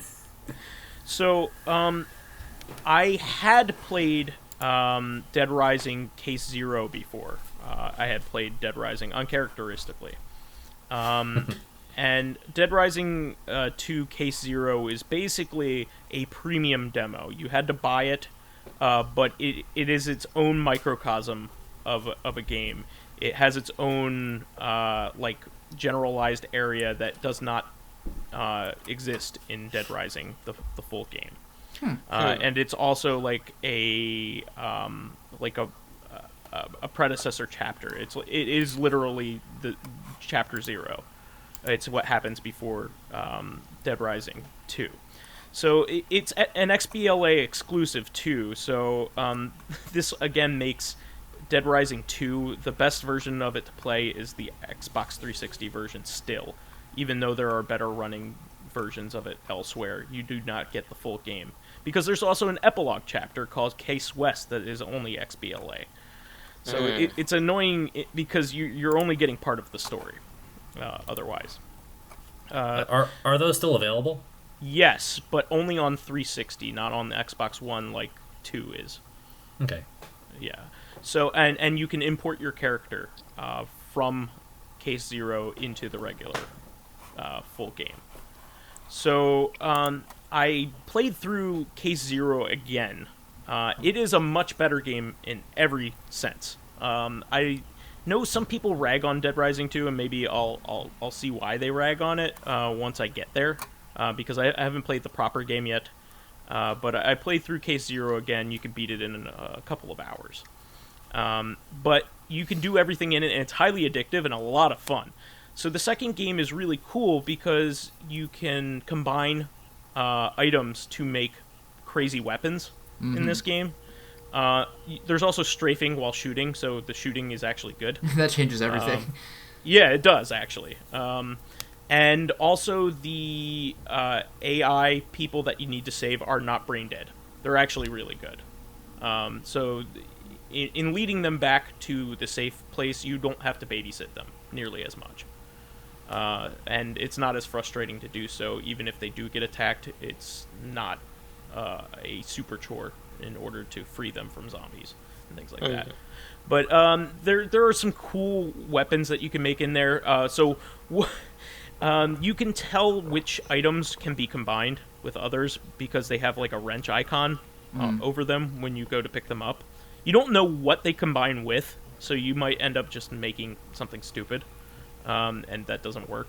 But what's cool is the things that you do end up with are actually very creative and really fun.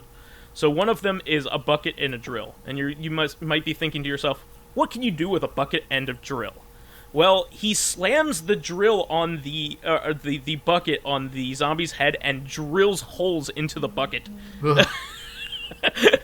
And then there's like a souped up version where it's a bunch of drills around the bucket that just like clamp on the zombie's head. Terrible. And just like, it's really fun to use. One of them is a hard hat and a beer, and you make a beer hat. Nice. Like some of them, it's just really goofy. What is that sort of And like? Is that like sort of like health on the go? I guess. Yes, it is. Okay. You can actually use it many times, Nice. and it will pump up your health. But you can't use it many times in a row, or else you'll get drunk and sick. The- Yeah, you that know- was going to be my next question. Like Yakuza, does it make you inebriated? Yes. Yeah, and actually, funny you should mention that. Speaking of Yakuza, because in Yakuza 3 and 4, and probably the later games too, you can find all sorts of weird stuff that you don't know what it is, and you could take it to this guy, and he could just add it to this base weapon that you have and make just a much crazier version of the weapon, and sometimes it's silly and stupid, and other times it's just like this monster weapon that is like ridiculously overpowered, and it's not Dead Rising. In Yakuza 3, right? You can take a blackjack and you can give it to the guy, and you can turn it into literally the ball buster, like a blackjack, Yes, which is specifically tailored for breaking guys' testicles. Yep. My favorite one is you can take a metal rake and attach it to a car battery and just God. like mow zombies down. You can use a traffic cone and a spray can and turn it into a bullhorn that explodes their heads. Nice. It's just like a lot of really creative, fun to use items. Yeah, Yakuza's funny, but it doesn't get Dead Rising funny. Yeah, and the game, the graphics are leagues above the first game, even though they're technically for the same system. Sure. Like it's like Uncharted 1 and time's 2. just advanced over time. Yeah, as well as like Uncharted 1 and 2. They found out more things that they could do with the systems, I guess. Or like Final software. Fantasy 7 versus Final Fantasy 8. It's like Yeah. God, yeah. Yeah, those are leagues different. Jesus. For sure. Final Fantasy 7's battle screens were like Final Fantasy 8's like walk-around screens. I also like that there's like a reason why your character can combine these things. Like he's an expert mechanic. He is a motocross, famous motocross champion, and he can fix things. Like that's his thing. So that's why he can combine things in the story, and like it goes into this awesome like montage every single time when you combine things of him just like using duct tape. And I was just gonna say, nice. I was just gonna say, despite all of his knowledge, though, he still makes like stupid-looking weapons, like like two chainsaws taped together. Like, all right. Oh no, there's actually one that's very close to that. There's a paddle for a kayak with chainsaws on each end. Nice. There you go. So it's stupidity like that. Where you're like, yeah.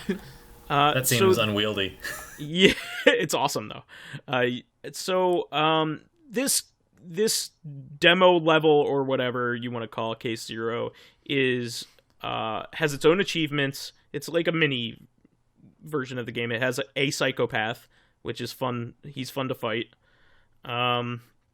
It's just a joy to play. I loved it, and I can't wait to play the proper game. In fact, I might even go for all of the achievements in Case Zero because it's manageable. Cool.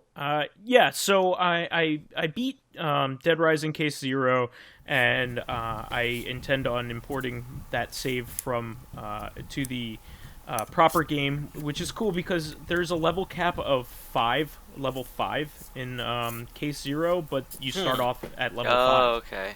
In the proper game. Yeah, I mean, So- the level cap makes sense, though, so you don't just break the game before you ever Oh, of play it, course. like the real thing. Yeah, and I also got like the savior achievement in Case Zero. I saved everybody. Do you want a cookie? Yay. Good job. Relatively easily. So I was pretty happy about that. What a swell guy.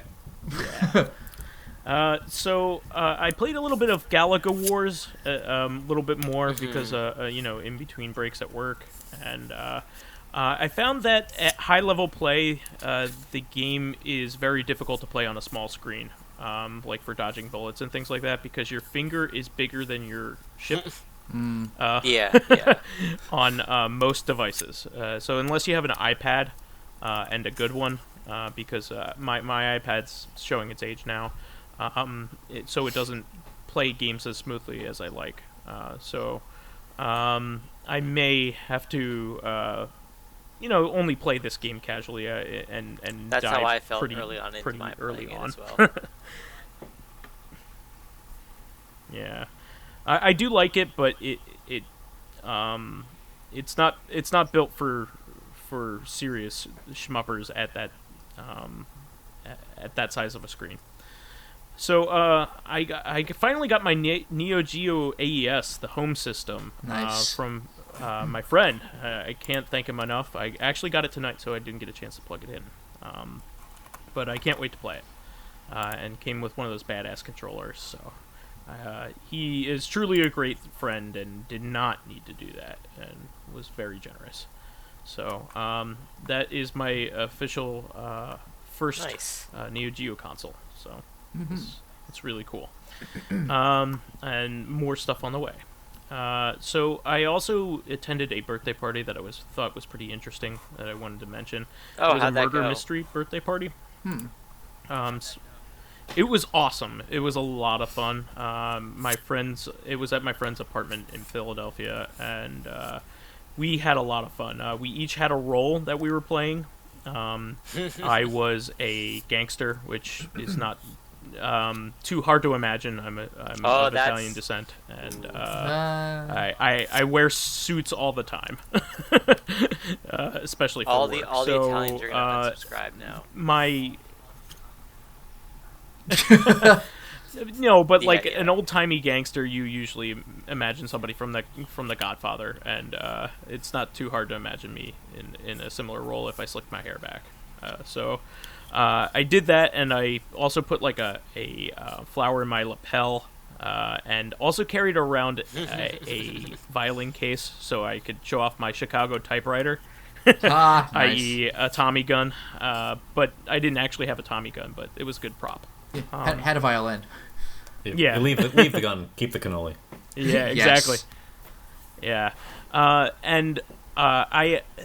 we also, in addition to solving the murder and going through the night, you could do different objectives to try to win certain things, certain aspects of the game. So you were told a bunch of dirt on a bunch of the other guests, and you could extort them, and also make it seem like they were going to be the murderer to other people.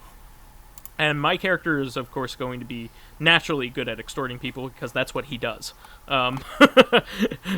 He's a gangster, so like it's easy for me to go up to somebody and demand protection money, that kind of thing. And we were given a billfold at the beginning of the night too.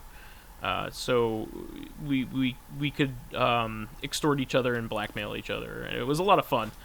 And I ended up getting the Drama Queen Award for being most in character during the time. So I was definitely the kind of like we were using. I was imitating old timey gangsters the whole time, so it was a lot of fun.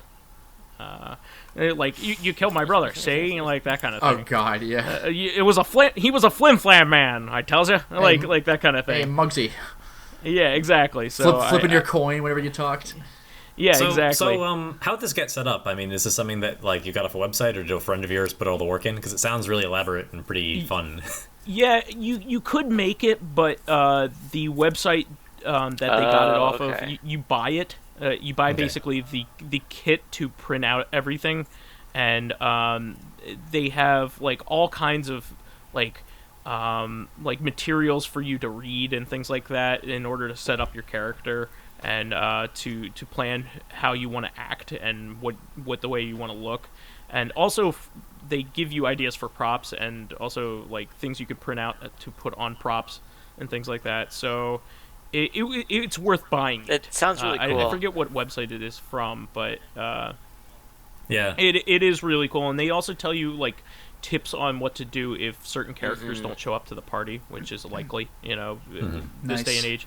So it was really a cool experience. It was a lot of fun, and definitely the kind of thing that like me as a ham is really good at, and lets me be a jerk.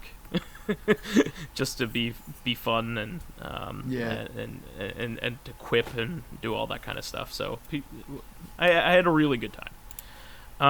I also got to see Fantastic Beasts and it was a really good movie. Where to Find Them. I enjoyed it. It definitely used the beasts every once in a while as kind of the Deus Ex Machina, which I thought would happen. But it wasn't. The surprising part was that there was a lot at stake in the movie in a way that I didn't think was at stake. And also, it was also good that they took some risks and had some sad parts in it. And it's a pretty tragic movie, actually, in a lot of ways, in several ways. And I liked it because of that. I thought they took some risks that a lot of other series, like Marvel, doesn't take the same kinds of risks in their movies that this movie did. So I thought it was cool. And I also got a weigh in here. So I'm actually pretty proud of myself. So as our listeners know, that this was Thanksgiving week. So this is the typical week in which we gorge ourselves and overeat as Americans, because we're having fun and we're eating like really rich foods. Nice. So this week I maintained my weight, despite all the festivities. Nice. Good job. So I'm at 226 still. I did really well with it, and I'm proud of myself. So one of the things that I have to remind our viewers that are having the same struggles as me, or maybe can identify in a different way, that progress isn't always shown in a number necessarily. Progress is a mindset a lot of times, and progress is something that that goes along with the context. So in terms of something like this, the holidays are a time in which most people gain weight. A lot of people do. I don't know about most, but a lot of people have this problem around the holidays. In fact, afterwards, that's why New Year's resolutions get started, where people want to lose weight. They had good times during Christmas, Hanukkah, and Thanksgiving, and New Year's, and now they have to work their way off. I am maintaining my weight. I'm having a good time too, but I'm also watching myself while I'm doing it and maintaining myself. So I'm proud of what I've done. And I'm gonna keep on keeping on. So having said that, we can move on to questions here. Yeah, we might be able to get through. Yeah, we might be able to get through more than one this time. Especially because the first couple I think are quick. Number one is from School Filmer. Now, there's an actual question here, but then there's a little bit of a commentary after it, so let me get through this here. Ever heard of Gregory Horror Show? I haven't watched it, but I know there's a PS2 game based on it, and it's sort of like Resident Evil, but without any way of defending yourself, and you're always in the poison status as your sanity keeps chipping away slowly while wandering around the hotel, as well as some other status ailments that can happen. Too bad it never came out outside Japan and Europe. Yeah, I don't know anything about the show or the game, but that sounds interesting. Yeah. I actually have heard about the cartoon, but it was on like either the Nostalgia Critic or something like that, but it was a while ago, so I don't really particularly remember it. I actually watched one episode of the show, since you can find most of it uploaded to YouTube. I was a bit curious about it. It's like this first-person CGI series where you're like this random salaryman who gets lost in the woods, winds up in this hotel, caretaken by this mouse called Gregory. And it's a first-person horror cartoon series. The episodes are bite-sized; they're very short. The seasons are like 25 episodes long. It feels like the sort of thing that would air like between Nick Jr. shows or something. Well, not Nick Jr. Nickelodeon shows, or between like late night. Like Toonami has Cartoon those Network stuff. intruder things. Yeah. Yeah, it's of that flavor. I can see why it would be made into a video game because it's really low grade CGI and it's first person. Kind of like Reboot. Well, Reboot is in first person, but Well, I mean, you know what I Reboot's mean, the other way, it's- right? Yeah. Low quality Reboot CG is an awesome show. It takes Don't kind diss of it. place in a similar. It's Look, I like the writing. Thank you. I like the Thank you. writing, but you can't deny that it has. But the whole low-quality point of the CG show is for the writing. time. Yeah, that was more Yes. characteristic of the production company. Something like that. What, Mainframe, or that was notorious for sort of basically shovelware television. Yeah, well, they also made Beast Wars, which was also well written. But anyway, go ahead. No, that's about it. I watched one episode. I'd be interested in watching more. The game kind of reminds me, oddly enough, in the sense that it sounds like a game which is like really punishing to the player without a lot of like reward. It reminds me of Flower, Sun, and Rain as just like a game which makes every attempt to confuse and frustrate the player to the point where This is another dig at me, by the way. It's just no, that the it is not a audience dig at doesn't you know at it. all. It's just because you know about every game doesn't mean that No, I heard but, about like- them from you originally. I talked to you about this one a lot, though. Okay, I well, feel.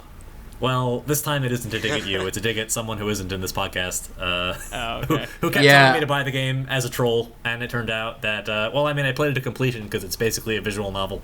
Yeah, if we're More talking or about less. the same person, then he's complained to me a lot about the game. So if it's the same person, I find it really funny that he would tell you to buy it as a troll Yeah. move. What's funny to me is that like all the chapters are named after like classical music and they play in the background as you're running. And one of the game mechanics is that you have to run a little bit further to get to the objective in every single Oh no! like subsequent chapter. So you have to so you walk past all the places you visited in the previous chapter and then a little bit further.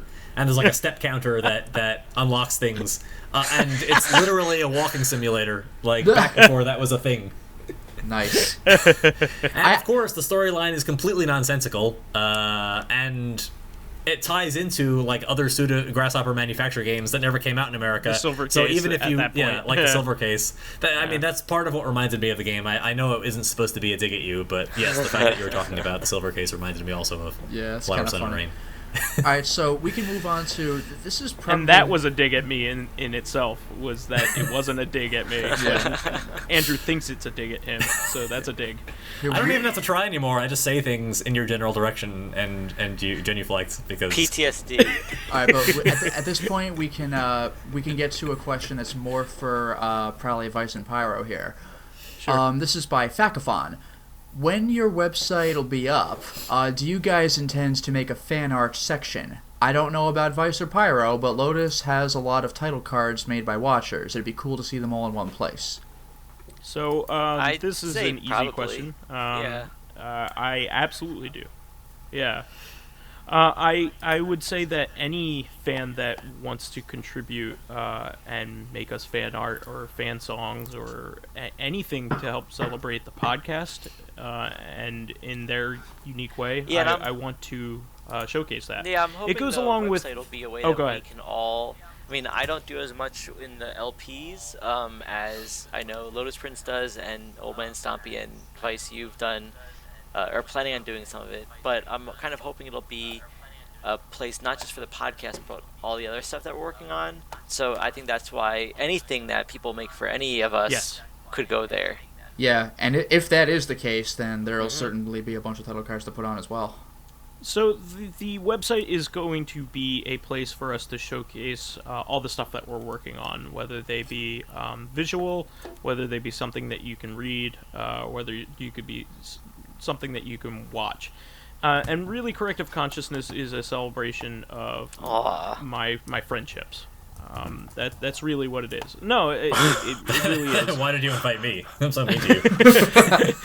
You're the kind of friend that I need in order to keep my ego in check. Okay, thank you.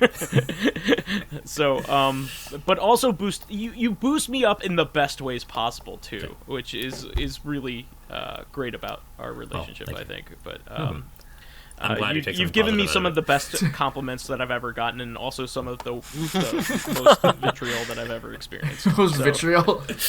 Yeah. Jeez. So, that's a good word. Old man vitriol. Corrective Consciousness is a multi-layered meaning. One of them is an English play on words of collective unconscious, but it is also a way of me getting to celebrate life with my friends and get myself on track, and also get myself to be creative in a world where I have a 9-to-5 job, which isn't the most fun. I am a very creative person, but I don't get to show it at work. I get to be creative in problem-solving ways, but I don't get a chance to write creatively and things like that. So Corrective Consciousness is going to be a celebration of all of our artistic endeavors, and including fan works about us and along with us is a thing that goes right along with it. I view a lot of our viewers as friends, the people that ask us questions on a weekly basis. We have people that are very loyal and ask us questions every single week, and comment on our YouTube video every single week. And we also have plenty of people that make suggestions and constructive criticisms. So these people, to me, are friends. These are people that want to see us succeed and do better, and are supporting us. So therefore, it goes right along with it. I can't, of course, have everybody on the podcast itself, but I can have them contribute to the life of the project in some way. I would love to say that I love the fact that Lotus Prince fan art exists. I mean, aside from the existential point that Lotus has professed today that, as we all know, he is not somebody who goes anywhere or does anything, and yet there's a tremendous amount of fan art about him. I mean, aside from that, I also appreciate that you use and appreciate everything that your fans create for you. I think it's very encouraging for people who are learning to draw, not to feel like they're being judged just because they're still learning. That you featured a lot of this art. I think it's a great thing that you do, and I would love to encourage other people to participate in these other collaborative projects. With Vice. And what's also really cool, by the way, is that for some of the Let's Plays, like every once in a while, I'll get comments in the YouTube section that say like, "Oh wow, that's a really cool, piece of art," or like title card or whatever. So like it comes back in that form as well. I'm also just thankful that we have an audience, really, and a good one. I mean, this is a fledgling podcast, but I mean, the last episode already has like 300, almost 300 people. Something I found out that was actually kind of interesting is the week before MagFest will be our half-year anniversary. Yep. What? Really? Huh. Good That's job, awesome. guys.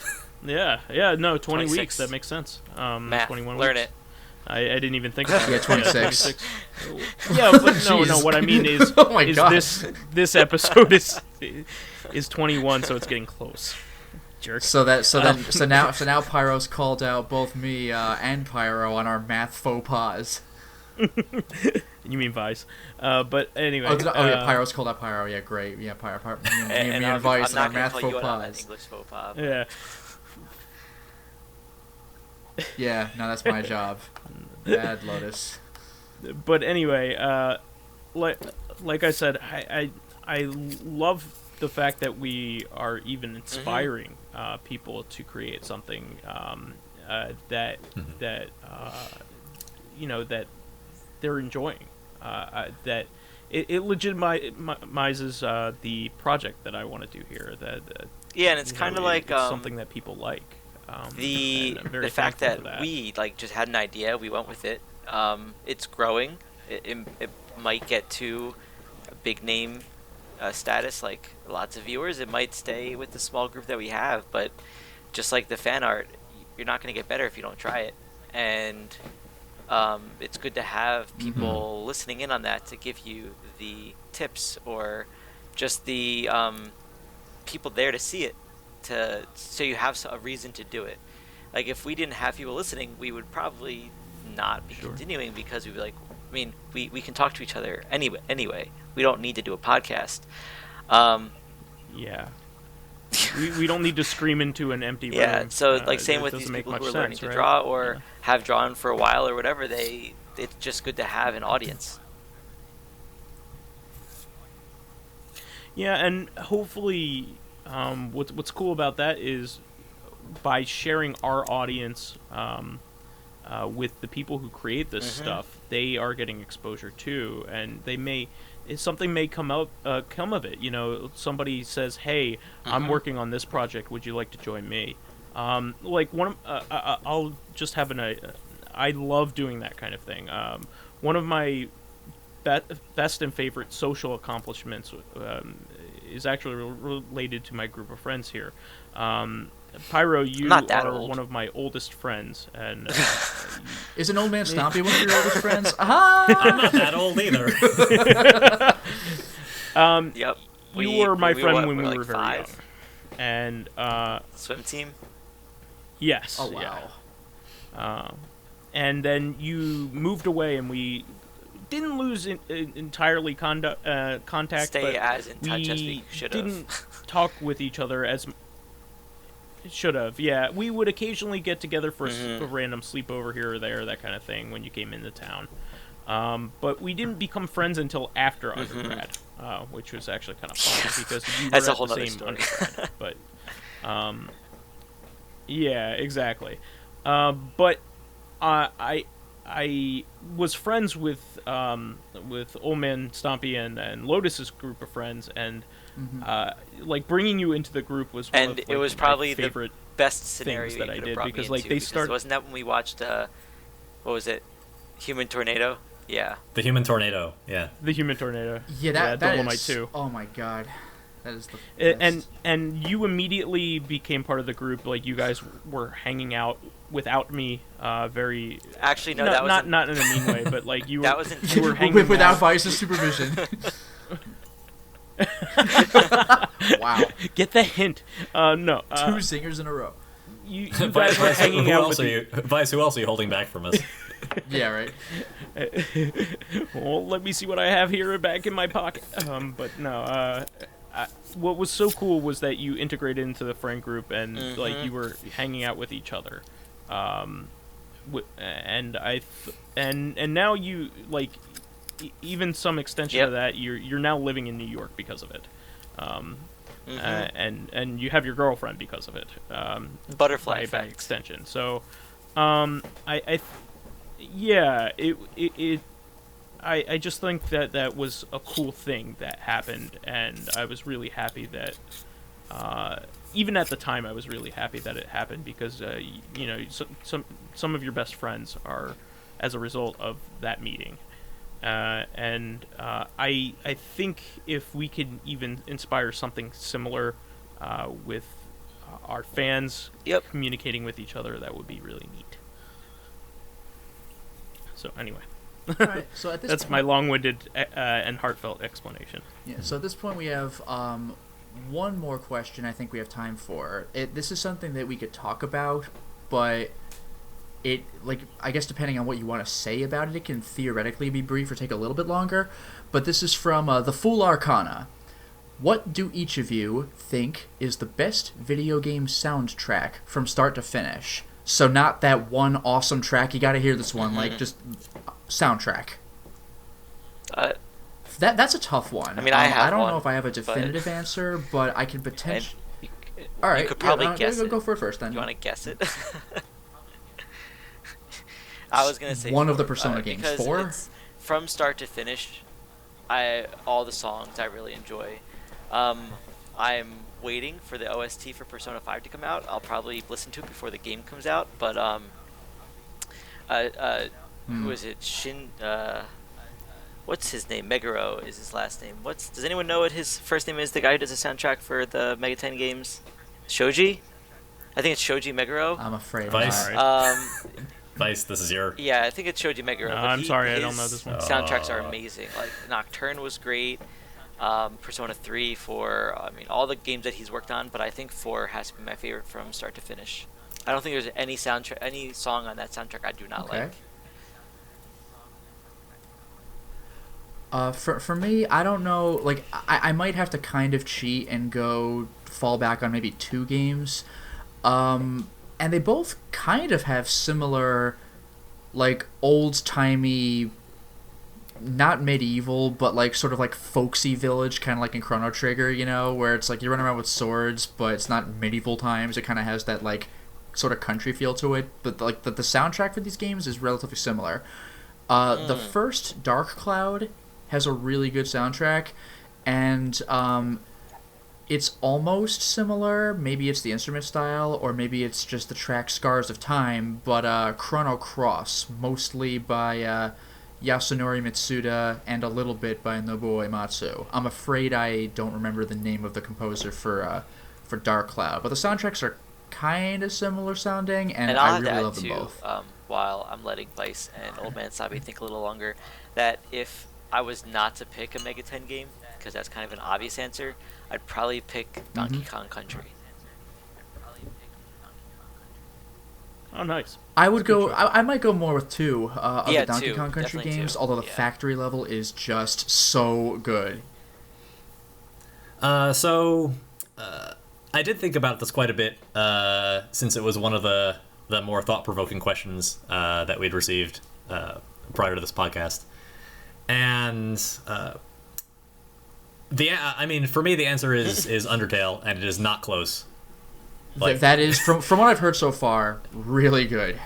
So it's not just that the music is good, because I do enjoy every track in the series. It's also that Toby Fox, the game designer, he was a musician first and a game designer second.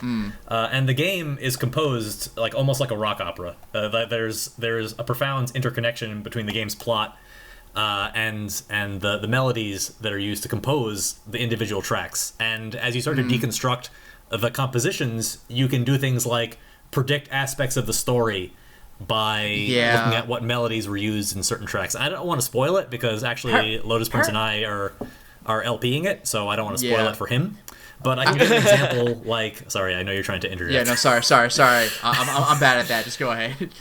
For example, there's a boss fight where there's an underlying melody where the main melody is your character, the main theme of Undertale, representing your character. And there's an underlying melody, which is the main theme of the boss that you're fighting. And at one point, there's a call and answer where they use the two themes interchangeably. Oh, that's clever. There's also a fight where the boss actually doesn't start attacking, even though it's a turn-based game, until the prelude to his boss theme is complete. Oh, nice. And you can input commands, and he will attack using very mundane things, but he won't begin like his full-fledged assault until the prelude to the song is finished. It's not so much that I think it's artistically the best soundtrack. It's very good, but I can think of a lot of soundtracks that I like. It's that I think to some extent video games haven't evolved as art, as well as you'd expect, given how old the media is.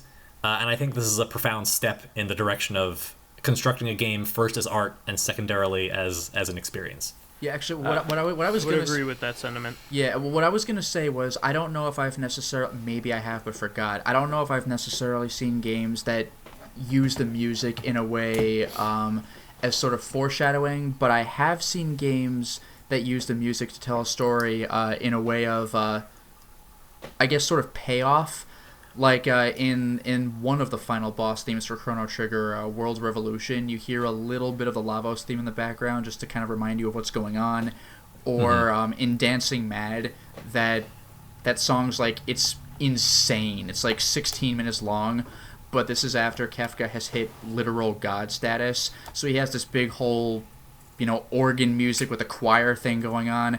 But when the music starts getting really, like when it goes into like phase 2, where the music gets really frantic, it's playing this like wicked fast piano thing, and all of a sudden, just for a second, you kind of hear it go like dun dun dun dun dun dun dun dun, and then it just goes back. All right.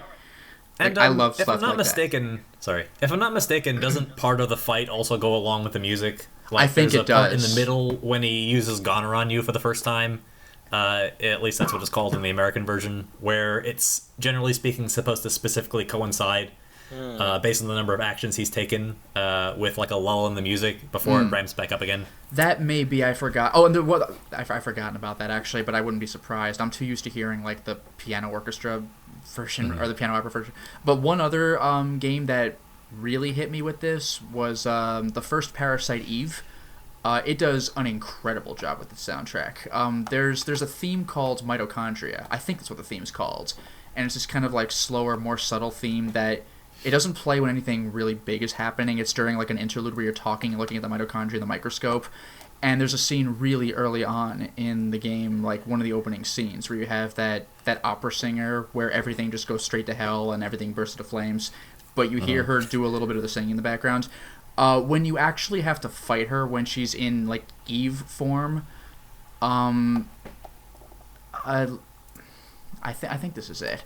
But you can hear a little bit of the mitochondria theme kind of underlying in the background, and the theme opens with the singing, and it goes into this whole other thing from there, which I really liked. And the last thing I can remember was there's a theme you're going to hear. It's one of those things, it's a theme you don't... Like, I love when games do this. It's a theme you don't think about.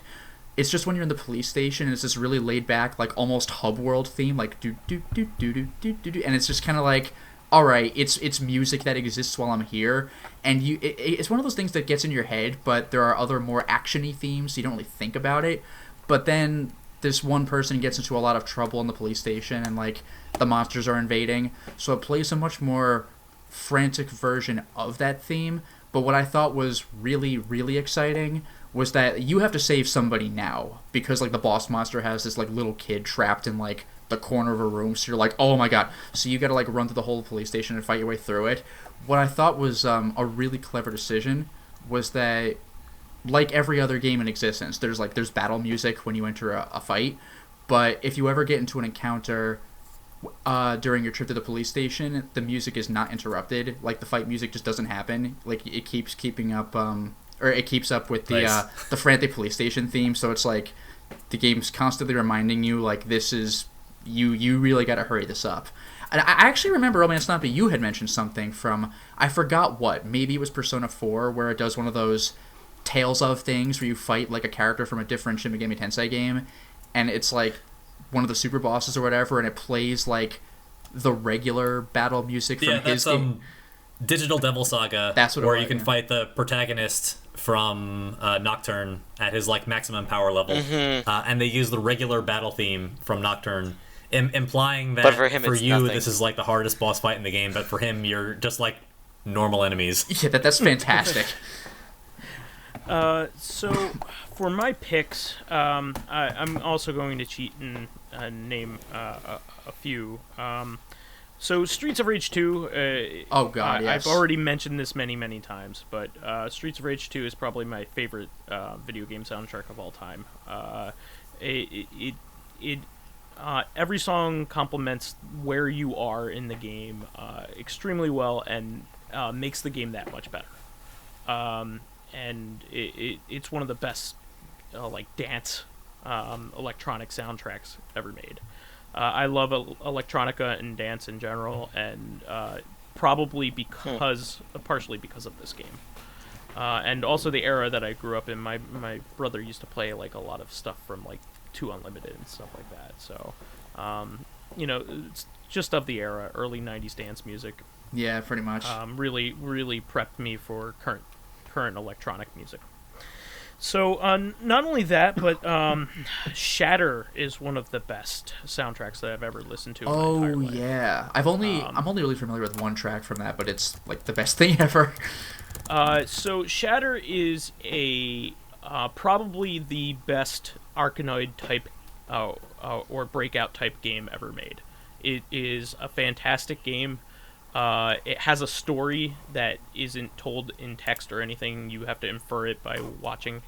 And you wouldn't think that a ball and paddle game would have a story, but it does.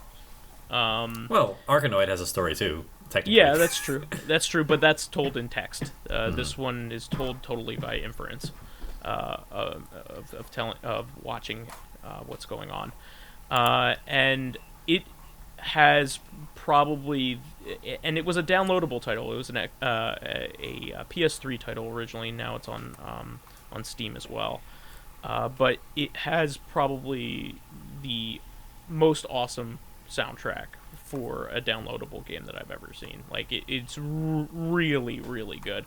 And in the middle, it gets epic. Like, there's one particular song that's longer than its actual, like, running in the game if you're playing well. But you need to listen to that song to its completion. It is a long and epic, like, electronic ballad that is very complicated and layered and gets better as time goes on. It's one of those songs that, like, starts off simply and then they add layers to it, and it just gets better and better and better, kind of like in Yoshi's Island, you know, when they keep adding instruments. Yeah, that's like fantastic. And there's also some really nice, like, jazz moments in there where there are like, certain electronic instruments have their heyday doing their solos and stuff like that. It's really, really an awesome soundtrack. And I don't believe the composer ever did another video game soundtrack, which is a little disappointing. But also makes it unique and special.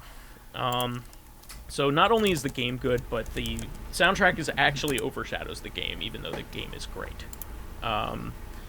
Nier has one of the best soundtracks that I've ever listened to. It's one of the most emotional and fitting of what you're doing at every time things are being played.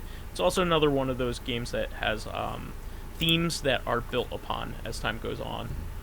It's an electronic soundtrack, but also has some very beautiful singing in it, and also is very layered depending on the context of what's going on. It kind of has an iMuse thing going on, where if you go near, no pun intended there, but if you walk towards certain areas of the overworld, the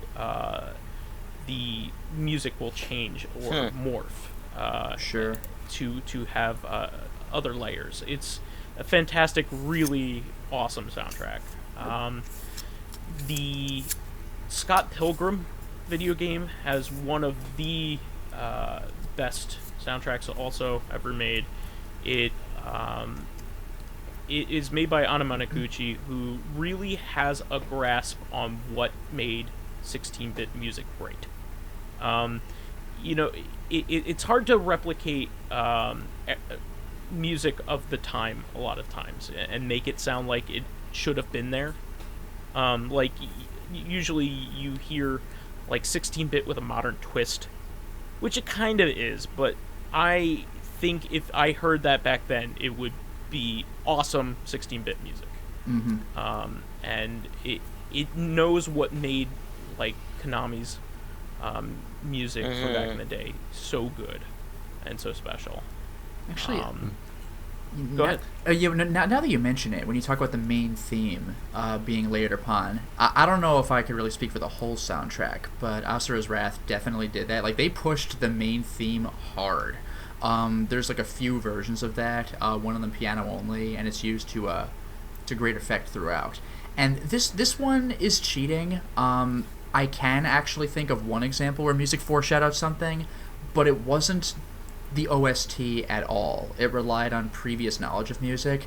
This is way back when we were in high school, and one of my friends was over at the house, and he was about to beat Kingdom Hearts. Like, he was toward the end of the first Kingdom Hearts. And I know what you're talking about. Wow. Yeah. You just from that, it was great because in the very beginning of the game, you can see a bunch of pictures of what turn out to be levels you can go into, and so, like, you'll see, like, Wonderland at 1:00 p.m. and, you know, stuff like they just kind of do that. You know, the Pride Rock 4:00 p.m.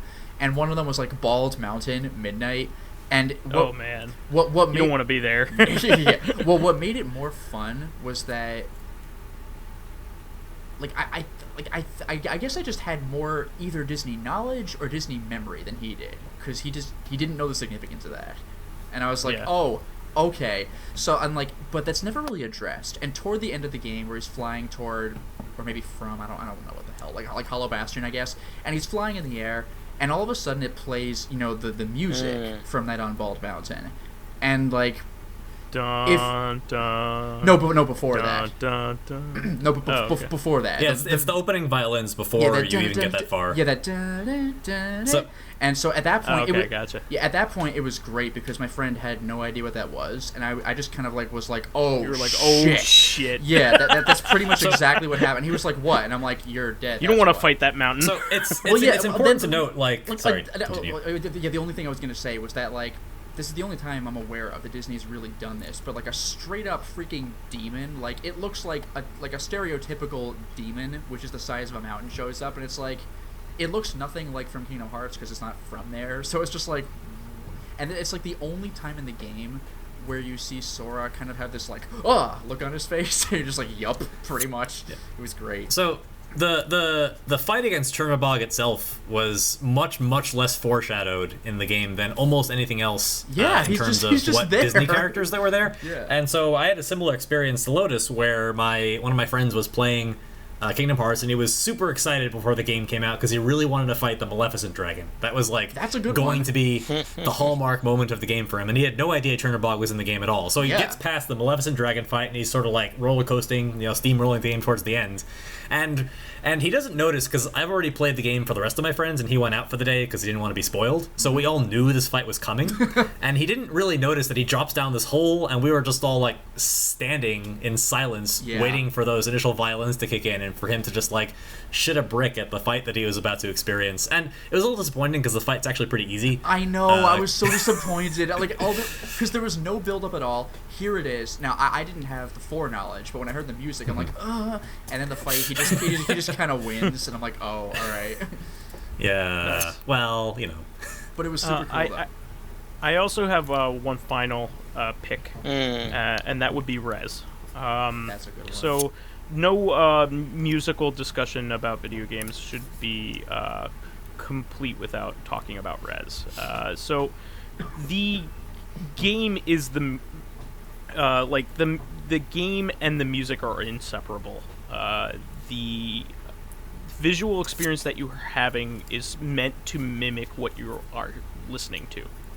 And it is it was originally called the K Project to signify its connection to Kandinsky's paintings, who, like myself, was a synesthetic, meaning when he listens to music or hears certain sounds, he associates colors and shapes and other visual phenomena in his imagination. And his brain just interprets things like that. And he tried to draw what he saw when he heard music or certain sounds. And so I have this as well. I first noticed it while playing Streets of Rage 2, pointing out why that game is so meaningful to me. But it also goes forward in telling you what the goal of that game was supposed to be. So a lot of people think it's funny that I bought PlayStation VR helmet basically to play an upgraded Dreamcast game. If you really want to put it down to brass tacks, Rez was originally a Dreamcast game. Yeah. It's gotten with every successive generation, it has been upgraded, and it hasn't changed terribly with each generation. But if you look at the original Dreamcast game and then go all the way to the VR game, there's a huge leap. And in the way you play it and the way you experience it. And it is becoming more and more what he's always wanted it to be. the creator of the game. It's Mizuguchi, and he wanted it to not just be a visual and audio experience, but also one that was tactile. So he had it working with vibrating controllers originally, and even had a something called the trans vibrator with the PS2 version, where you were supposed to feel the music. And the 360 version had could sync up with up to 4 controllers that you were supposed to place all around your body while playing it. Well, this one, he even created a suit for himself while he has the VR helmet on, and it vibrates along with while he plays it. It's amazing. And uses the wand, like the PlayStation Go wand, in order to play it. And basically, you're playing music. You're playing a trance track, which is so cool, and it is the best realization of this kind of thing. Now, we don't, as consumers, don't have access to a vibrating suit, because that's ridiculous. Who would ever buy it? Well, I love that story you tell where it's just like, no, it's mine. like a video games journalist asked him, like, oh, are we going to be able to buy that suit that you're wearing? He's like, no, that's mine. It's so good. It's for the private collection. Yeah. Well, basically, yeah. I mean, like, he knew it was implausible, but wanted to make it because he wanted to experience it. It's so good. Like that. I mean, I remember Rez. I would definitely say it is one of the most immersive games I have ever played. I remember watching my roommate play it and thinking, hey, this looks kind of cool. The music's kind of nice. And then actually sitting down to play it for myself with the controller in my hands and the force feedback enabled, and then realizing that half an hour was gone and I had no idea where I was or what I was doing before that. So imagine playing that in VR where you actually have no idea where you are. You know what? I had never felt like this in except for playing, Virtual Boy. You basically come out of a hyperbolic chamber when you come out of playing Virtual Boy, and your eyes hurt. Yeah, but in Virtual Boy, it's not a good way. Yeah, I was gonna say once you realize. Yeah, I was just gonna say Res in HD accomplishes that without even the headset, is what I'm trying to say. Mm-hmm. And it immerses you in a way and makes you one with the game in a way that few games allow you to integrate with a game.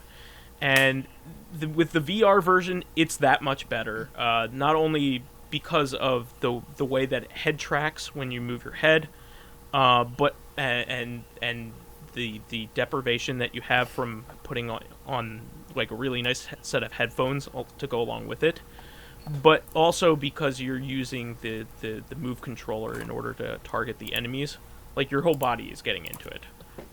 So it's and you can easily aim a lot more naturally.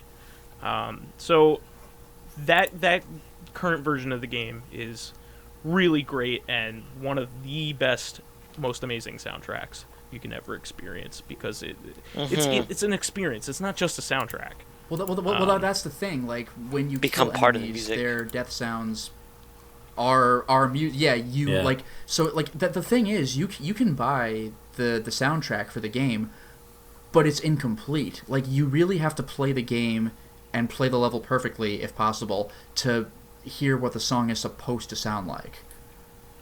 Yeah, you buying the soundtrack alone does not do it. It's playing it is way better. Even watching the game doesn't really do it justice. You have to play it. No, that's true, because Vice is the one who introduced me to the game. When I saw it, I was like, it looks okay, I guess. But playing is totally different. And by the way, the same thing is true for Space Channel 5. You can beat the game...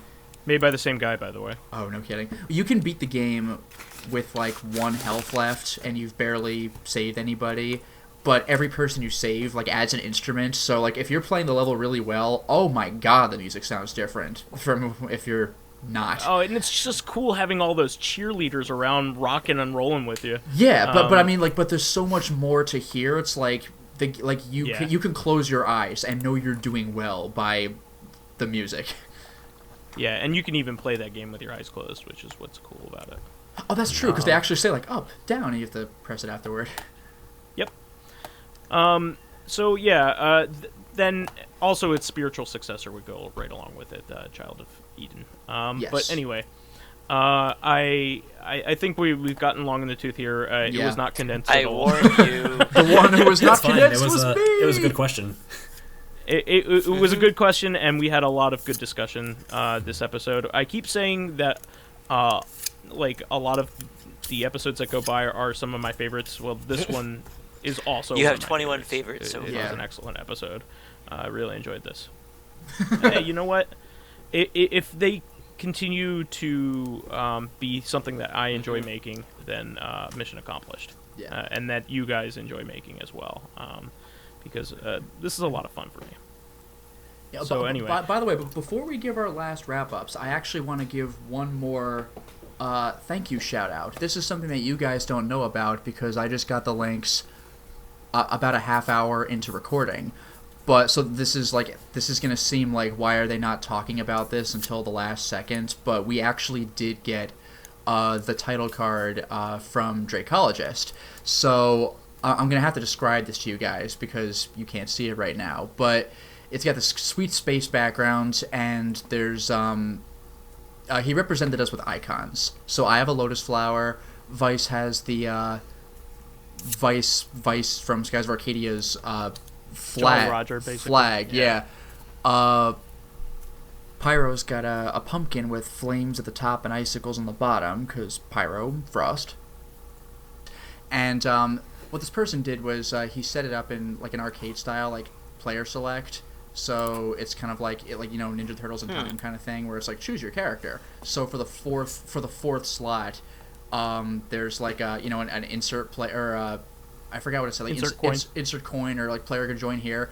But he actually asked about Luminaire and Old Man Stompy. So Old Man Stompy, in fact, also has an icon for this one. It's Awesome. yeah, it's Duck Layton. So we got that going on as well. So thank you very much, Dracologist, for that as well. Oh, that's really cool.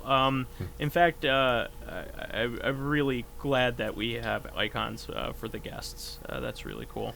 Yeah, and, well, that's the cool part. Yeah, there's always potentially room for someone else, and if it's just the three of us, then you will know that there is potential for a fourth. For sure. Well, I think we did a lot of damage here, but in a good way. I do want to encourage people again to please submit more questions for us. Mm-hmm.